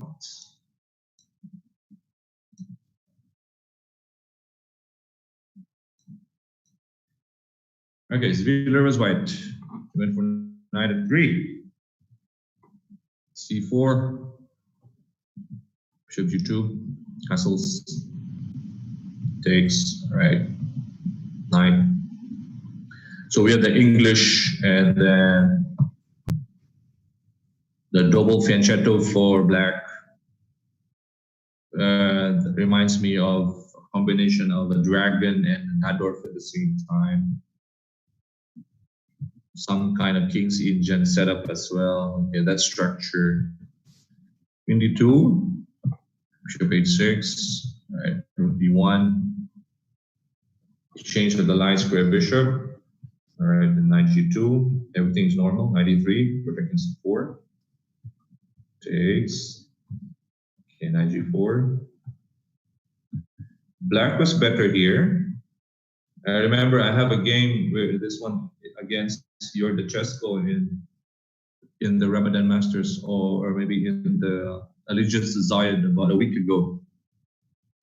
Okay, I was white, so I also won that game, but it wasn't easy. He also had this position in B4, pawn on B4, and I have this pawn. Quite similar. Taking H2, but here black should be better here. Yes, H5, knight C5, takes, rook takes. Queen E4, rook B5, knight on E3, rook C5. This is now winning for black, yes. Rook C3, Queen C7. Oh, what is this? Why not rook C2? Why worry about rook C2? Wow. Of course, Queen E1 is forced. There's rook takes F2 if you don't play, but rook takes E2 is just.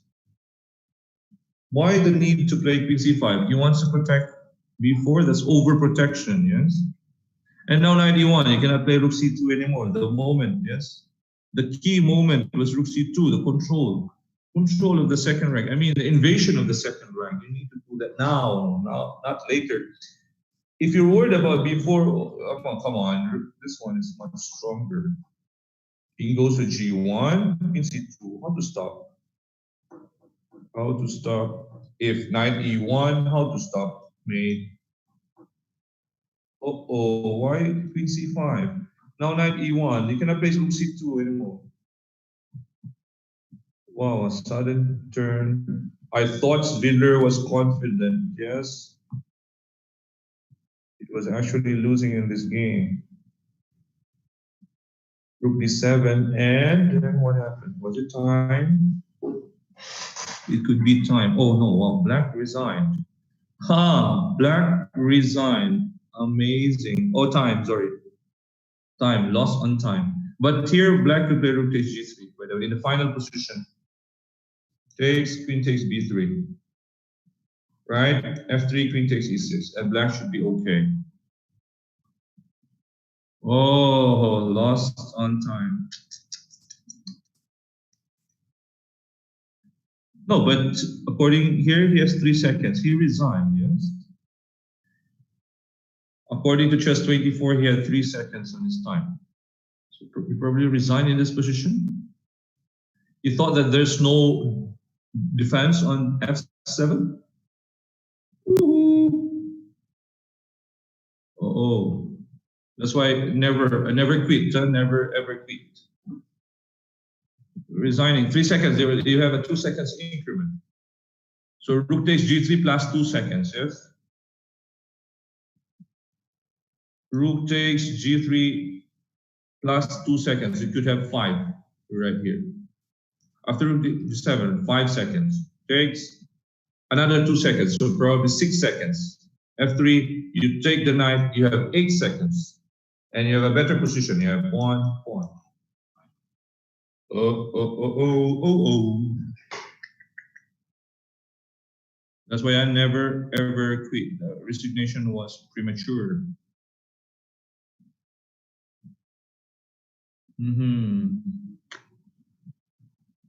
3 seconds left and resign. Oops. Check other games. Okay, Mami Jarov. Let's try Mami Jarov and do both. Okay. Both have minor piece, bishop, and one rook. Same number of pawns, but white has a better pawn structure, of course, because black has a double pawn. Will white be able to convert this one? Dubov is playing really well in this tournament. Beating Magnus Carlsen in round number, is it now round number 8? Yes.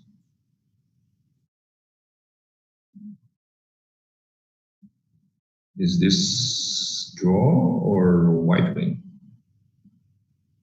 We'll see. We will see. King 7.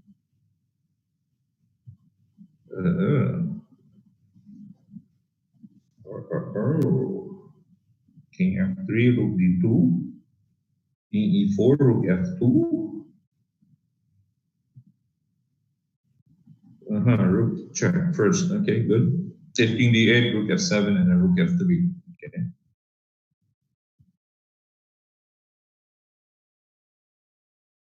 This is better because the king is on f6. Now I can play king f3. Yes. Okay, king f3, king d2, king e4.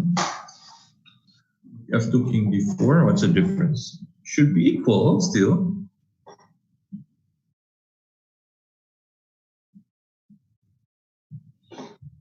Okay, white is taking his time.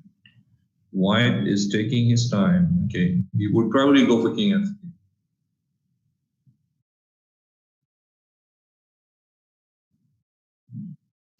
King f3, rook d2, king e4, rook f2, king d4. Yes, one pawn up, but not easy to win. Black could hold, but white has a chance, of course.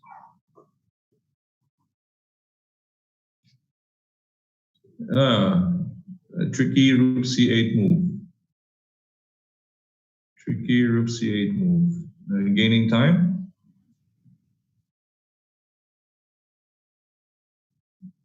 He needs to play king f3. Or he wants to go rook c7 back.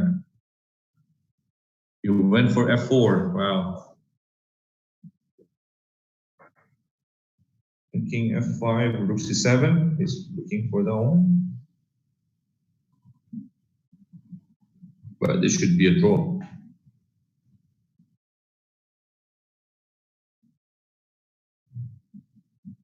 This should be a draw.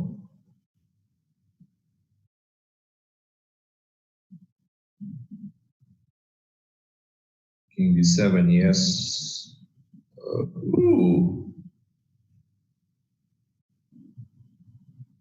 Black missed that one.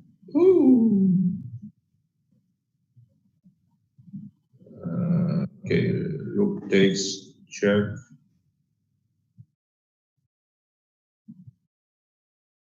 This is draw, yeah? King c5, rook takes at 4, rook takes at 4. Rook takes d4, takes a draw. Yes, it's a draw. It is a draw, a draw, draw. White hoping for a 1 mistake. Okay, still mate.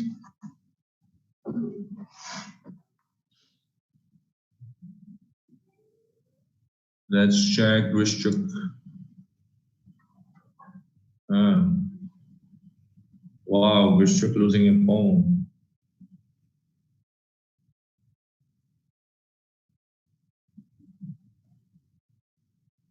Will Black be able to convert this one?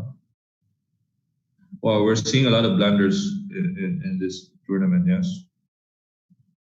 That is understandable. This is Blitz.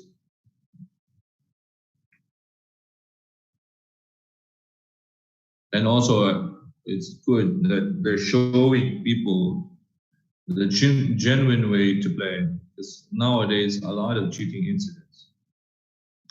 And people should not do it, yes. Never cheat in life. You should never cheat in life. Mistakes, they're normal. We all make mistakes. But cheating is never good. Never. Oh, the pass pawn, the 2 knights.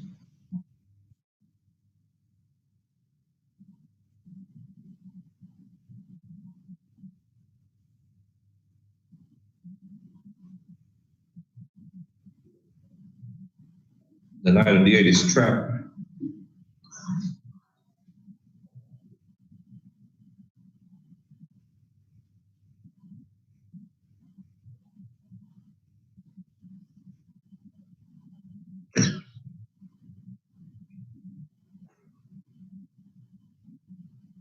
Wow, what's this? Black having problems with this game.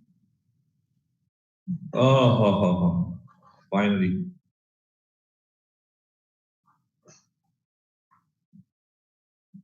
Finally, the point. All right. Next round will be in 5 minutes, yes? Now, let's look at the game between Grishchuk and Antoine Gujar, yes? Let's check that out. Grishchuk and Antoine Gujar. Wow, Grishchuk losing some promising games here.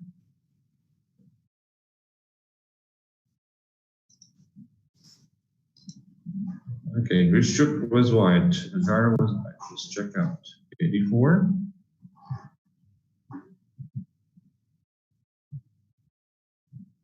a6, c5. So you have the Queen's Gambit accepted and exchange of the queens as well. Bishop e2. e2, b3, b1. Bishop to e1. It takes. Roughly equal. All right. Bishop knight against 2 knights. Equal position. Interesting to see how white blundered. White was even better here with a centralized king. Knight b3. Takes. Knight c5. King b6. Okay, knight e5. Oh my God, Bishop c2. What was that? Just imagine Grishchuk was doing well for the first 44 moves. Yes, this game is so cruel. Yeah, all 44 moves were good. It wasn't bad. The 45th move, just a terrible blunder, giving up a pawn. And the rest was, of course, easy for black. It went longer than expected. You don't need to go for that knight move, right? Oh, okay, king c, knight d6, king d3. But you could have just gone to king c4 first. King closer. If opponent, for example, plays g5, only then you go knight d6. Right? King e3, you take with g5. If you take with this one, then h5. Right? This is the king. You have knight e6, for example, here. That's knight df5. King e4, h4. Okay. King f3. Can go for h3, right? King, let's say f2. King d5. Knight f8. King e4. That's it. Okay, he played king 5 a bit longer than expected. Took a long time. So many maneuvers, maneuver, knight, king, king. Although he played a bad move and then. Okay, if knight d7 here you could go knight d4 check again, if king d3, and then you go inside. But a terrible blunder on the 45th move. We're playing so well, first 14 moves. This one mistake in the end. That's chess. Part of the game, move on. Okay, let's check out, do we have any live? We have the last round coming up. Last round for the day. Okay, is Grishchuk losing in the previous round? He's playing Jeffrey Chong, who also lost in the previous round against Vidler. Okay.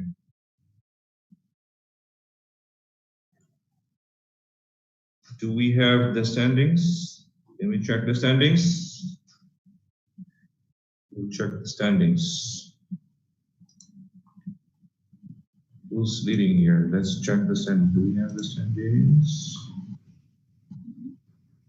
Standings. Okay, standings after round 11. Daniel Dubov is leading with 7.5. Magnus Carlsen with 7 points in second place. We have a tie with Mamicharov and Spidler third and fourth with 6.5. Lek Kwang Lem and Korobov fifth and sixth with 5.5. And then at the bottom of the standings is actually Alexander Grishchuk with 3.5. Okay.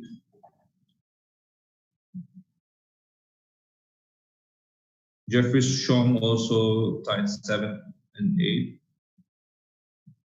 So we are seeing here a game between Grishchuk and Chong. They are the cellar dwellers at the moment. Hopefully they can still bounce back. We still have 6 more games tomorrow. Last 6 games tomorrow. And this is the last game for the day. Last game for the day. All right, we have a hedgehog structure for Grishchuk. White also has this typical Maroxy bind.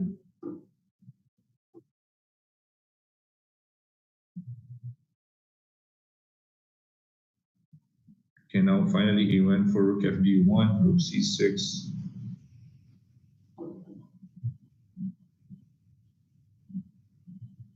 That should be all right. Let's check if Magnus Carlsen is now playing. Carlsen will be playing Shakhriyar Mamijarov in this round, but they have not started yet. Meantime, let's check this game. Grishchuk against the young Jeffrey Chong.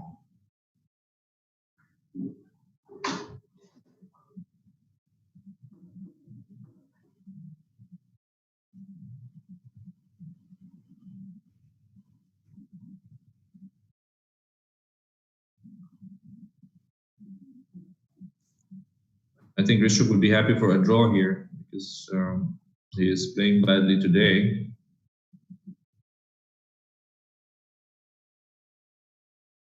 How many games did he lose yesterday? I think he lost, like, let's check. How many games did Rishuk lose today? Okay, round number 11 lost to Anton Gujarro. He lost to Anton Korbov, round 10. Lost to Lee Kong Lim, round 9. Okay, Rishuk actually lost 4 games today, yes?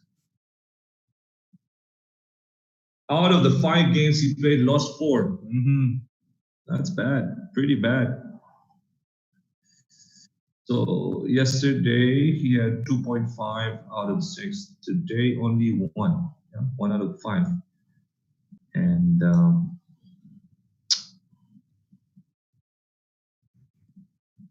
he is playing his last game for the day.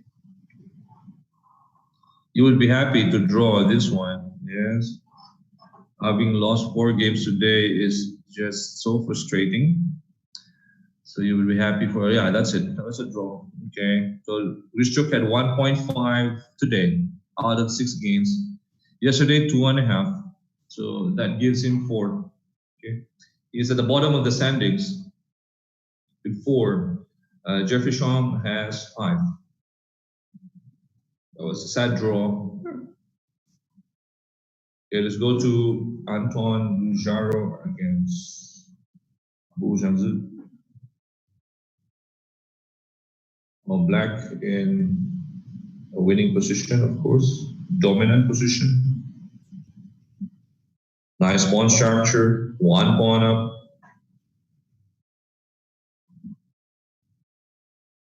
E4 is weak. Black has 2 bishops. Oh, you have all the advantage in the world. Black has all the advantage in the world except for blundering here. Please, if Black doesn't blunder, of course, you probably win this game. Is Magnus Carlsen playing now? Let's check out Magnus Carlsen against Mamirov. Not yet. Why not yet? Korbov, not yet. So we only have this game. We only have 1 game running. The others are still sleeping.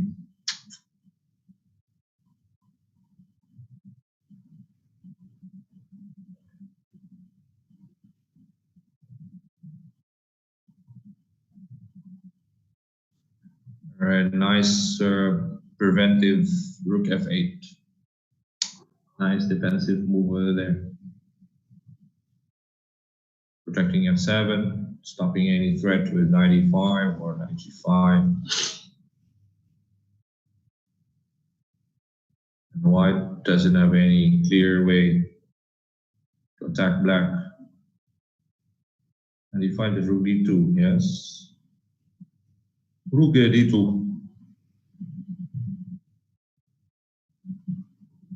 Rook on d2. Free pawn on a2.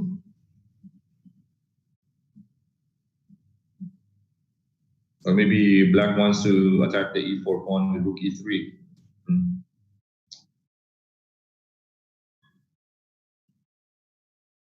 Yeah, he wants to go for rook e3, attacking e4. Not bad. But comes knight takes f7. Wow, possible? Possible? Nothing, right? Not taking e8. Okay, sometimes bluff works. It's a bluff, but it may work.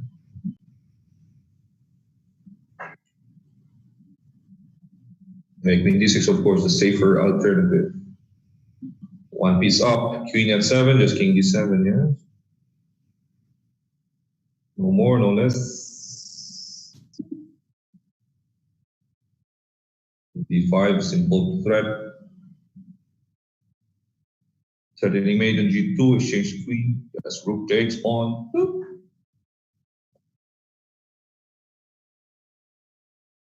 Mate on g2. Finish off. Wow, Boo playing well. How many points does Bu have? After winning this, Bu Shangzhu now with 6.5. Okay, around third, fourth place. Not bad for Bu. Let's check out if Carlsen is playing now. Carlsen against Mamijorov, not yet. What about the others? Korobov, Dubov, not yet. And Lekwang, not yet. Okay, since they're not playing yet, let's check out this Bujaro. Okay, maybe we can just use this board here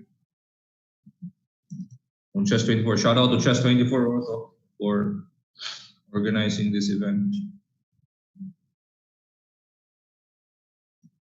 Okay, Bishop B2, castles, C4, takes. We have seen a few Larsen games today. D3, I beat B2. F4, this resembles more of like a bird. Okay, White's problem is this pawn on D3, this backward pawn on D3. Takes G6, and he went for F5. Wow, why not pawn takes? Yes, but still, yeah, it's still rook takes D3. Yeah. But at least takes on G6. If it, let's say, take on G6, and then you can go for like knight F3. At least this is playable. You went for rook takes. Pretty optimistic. Rook F8. Rook E3 here.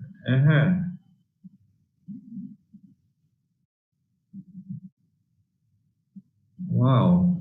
Rook E3. White has something here. Rook F1, yes. Rook F1, yeah. Rook takes here, you could go just queen H3, yes.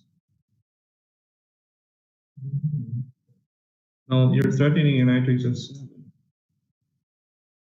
Wow-wee. But you went for knight takes F7, wow, sudden. Well, twists and turns. And your time is not on your side, this thing happens. Check out Magnus. Are you playing now? Magnus. Not yet. They're not playing yet. Why? Huh? Question is why.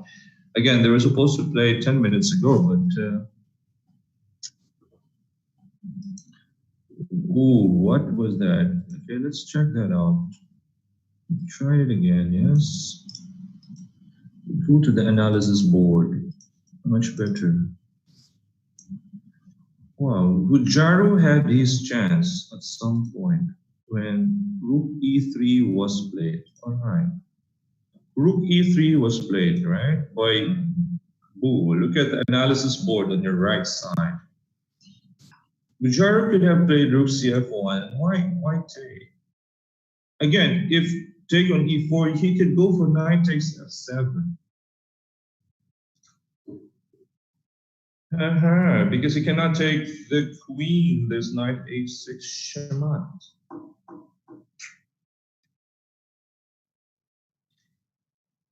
Knight takes F7. If rook takes on F7, just rook takes F7. This is nice. Rook takes G4, check. King H8, check. After the one, rook E8 is made. Wow. Painful. Because, of course, rook D2 was supposed to be played by black here. Bishop C3, then probably you can go for something like Bishop C8, yeah. Take on D2, take on F5. You're also threatening king takes on E5. But rook E3 was a terrible mistake, but white countered with another mistake. Rook CF1 wins. Knight F7 loses. He went for the losing move. Rook C F1, bringing one more piece into the attack. Right? He was worried about rook takes E4. He probably missed. Now is the time. Now is the time to play knight takes F7, threatening mate with knight H6. Oh, was winning. Sad. Oh, sad miss. Yeah, let things happen. Okay, is Carlsen playing now? Wow, not yet. What about the others? Or both? Not yet. Check on them. Why? Why haven't they started yet? Are they in the toilet? Or something? Toilet break? Like food break? What kind of break do they have?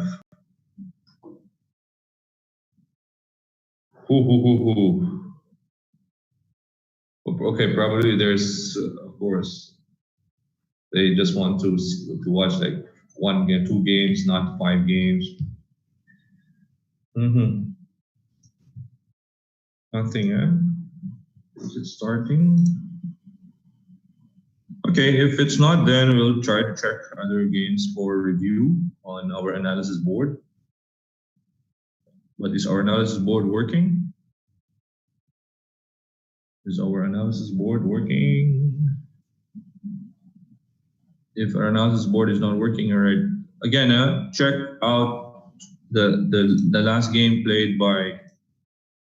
Okay, finally, Carlsen and Mami Jarro. Yes. Okay. Let's watch it live. Dubov is leading with 7.5. Magnus number 2 with 7.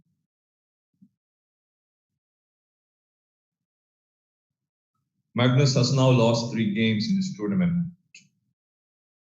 1 against Dubov, another 1 against Vidler, and 1 more against Korobov. Yeah, Korobov was yesterday.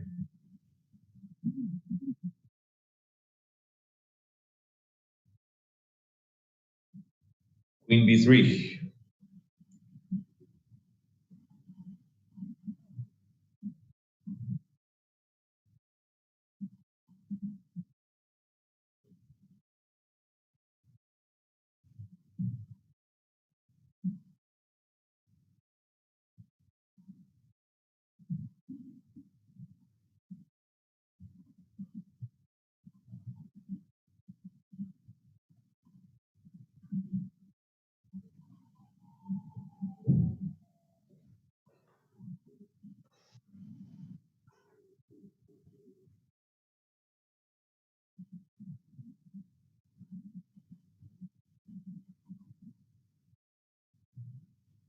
A4.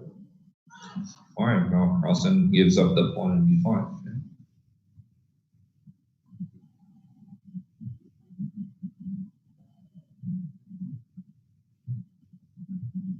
Is White gonna take the pawn on B5? Or will he castle first? Can take on B5 and then castles. Okay, if he takes on B5, yes. Intermezzo should be fine.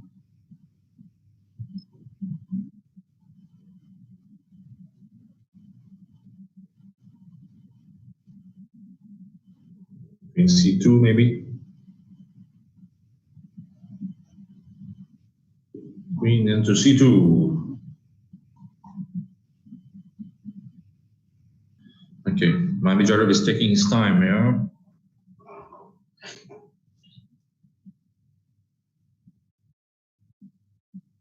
Yeah, Queen C2 should be all right. Taking B5, castles maybe, castles. Or if castle, then Carlsen will play C4. Oh, he went for the pawn, since he thinks that Queen A1 will have B1.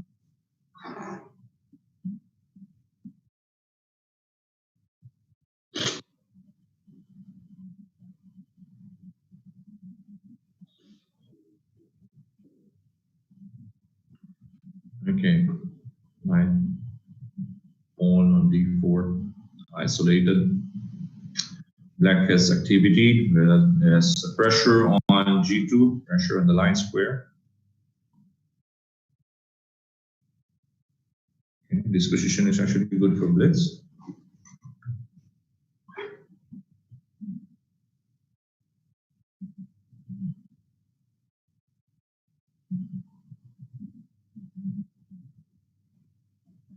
One minute left for Monitorov, 2 minutes for Carlsen.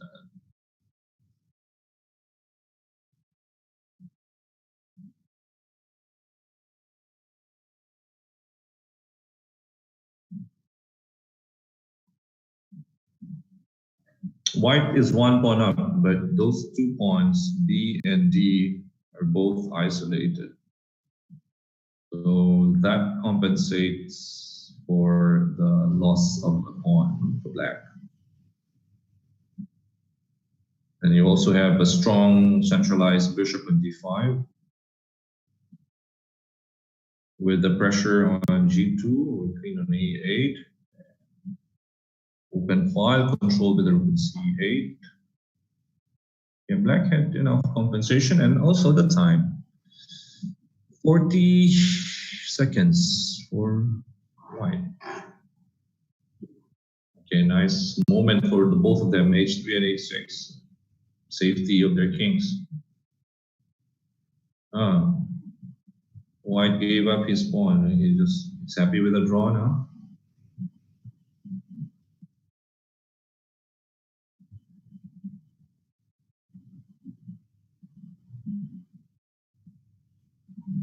Well, it would be nice to see how Carlsen tries to punish that isolated pawn on d4. Let's see.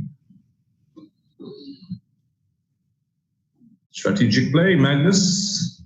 IQP. An IQP on d4 potential move would be f6. f6 and the pawn on d4 will fall. f6 now. It's now or never. f6, yes. f7.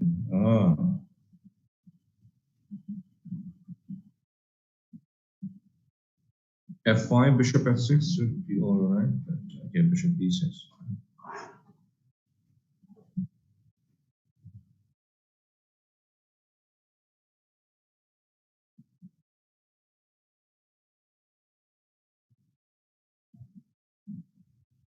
Why did Magnus play f4?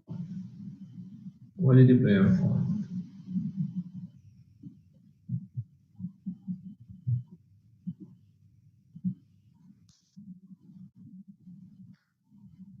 Wasn't expecting that f5 move. Why did you allow queen h4?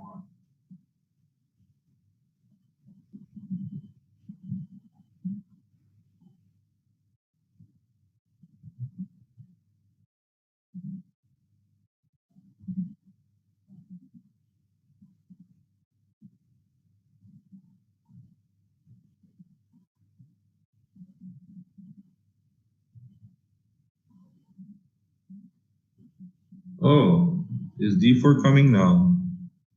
d4, d4. Oh, f4 first.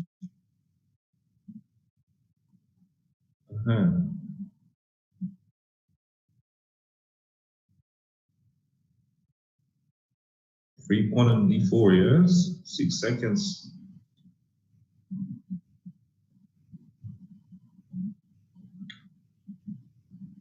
White is already lost here, but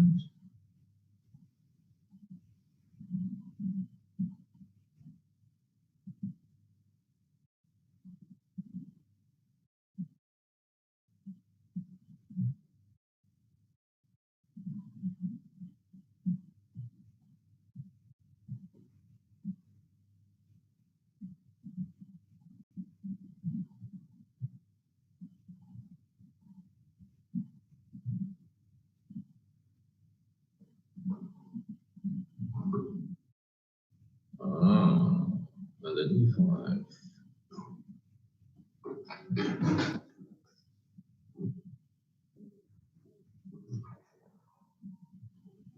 6 seconds left. Oh, wow. Interesting king takes. Will Magnus convert this one pawn advantage here?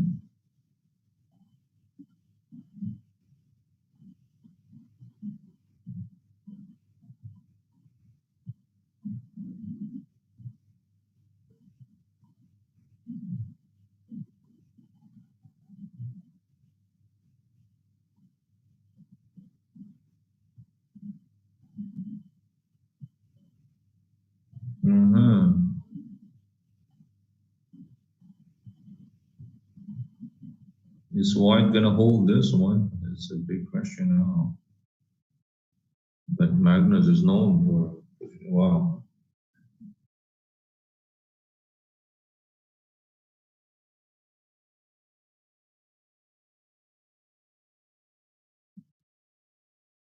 White is holding. White should be holding.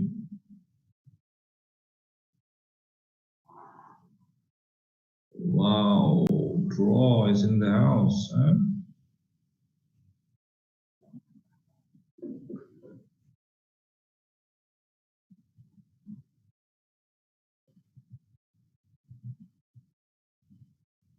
White is holding this one. Nice king e2. That king e2 will not move, yes.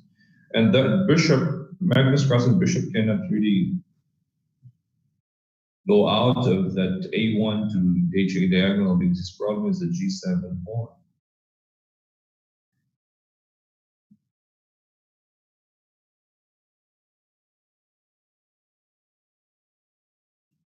Wow, it's a fortress. Woohoo!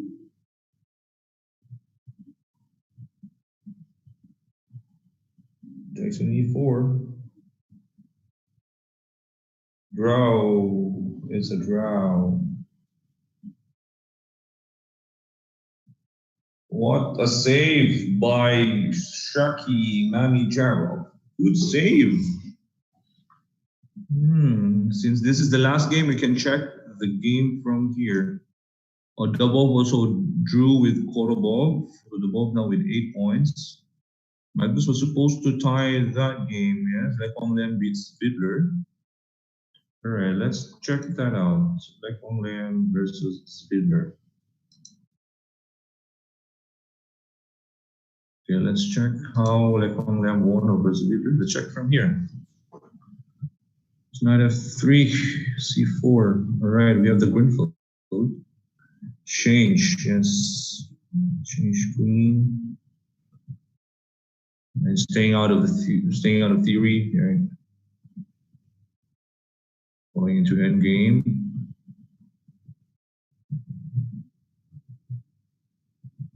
All right, good exchange. Again, knight versus bishop. Oh, Vidler messed it up. Yes. Pawn down. Nice check.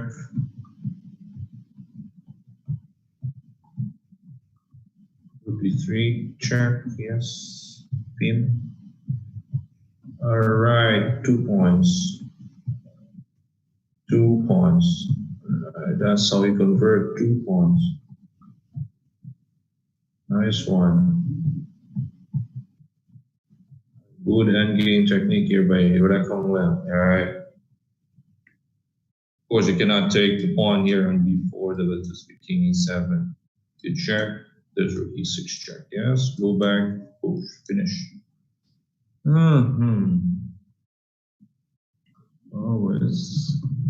was it? So it was a nice win by Lekong. Okay, if we look at the standings now, the standings after round 12, that was the last game of the day.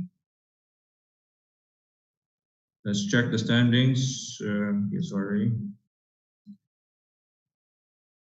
Check the standings. Okay, Dubov is leading with 8 points, followed by Magnus Carlsen with 7.5. Number 3, the only one on number 3, alone on 3rd place is Mamijarov with 7, Baby Shack. Fourth place, both tied, Lekonglem and Sviller. Okay, Lekonglem beat Sviller, and now they are tied. If Sviller won that game, it would have been tied for second place, but lost to Lekonglem, an important game. Korobov in sixth place, Gu Zhangzhu, Jeffrey Shong number 8, and the two players at the bottom, Grishchuk and David Anton Richard. So that's it for today. Was 6 games, 6 exciting games. There were so many turnarounds, so many twists and turns, a lot of drama. That's what happens in Blitz. There was some mouse slips, and some really very, very bad, or maybe we'll say big blunders. Okay, Grishchuk was winning some of the games, but lost in the end. So that's also frustrating. All right, so guys, thank you for watching. And I will see you tomorrow for the final day of this Steinitz Memorial. Again, you follow us at Twitter, Facebook, and YouTube. And also on Instagram, follow us at Dubai Chess. Okay. Thank you guys. This is Coach D-Max. Stay home, stay safe, play chess. I'm signing off. Bye, everyone.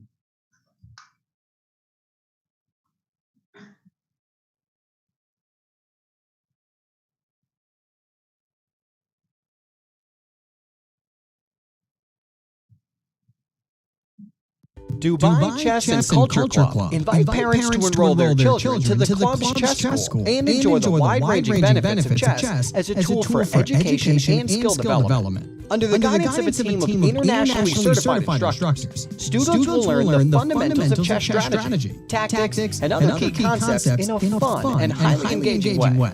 Dubai Chess Club also offers ladies-only training program for women to have a comfortable environment to train. Studies have shown that chess is a great way to strengthen memory, enhance creativity, develop problem-solving skills, and boost the analytical abilities of children. Moreover, it teaches children the value of planning and foresight, and helps instill discipline, self-confidence, perseverance, and sportsmanship. Children who study chess are also known to improve their academic performance. A child who makes great chess moves can make great life moves.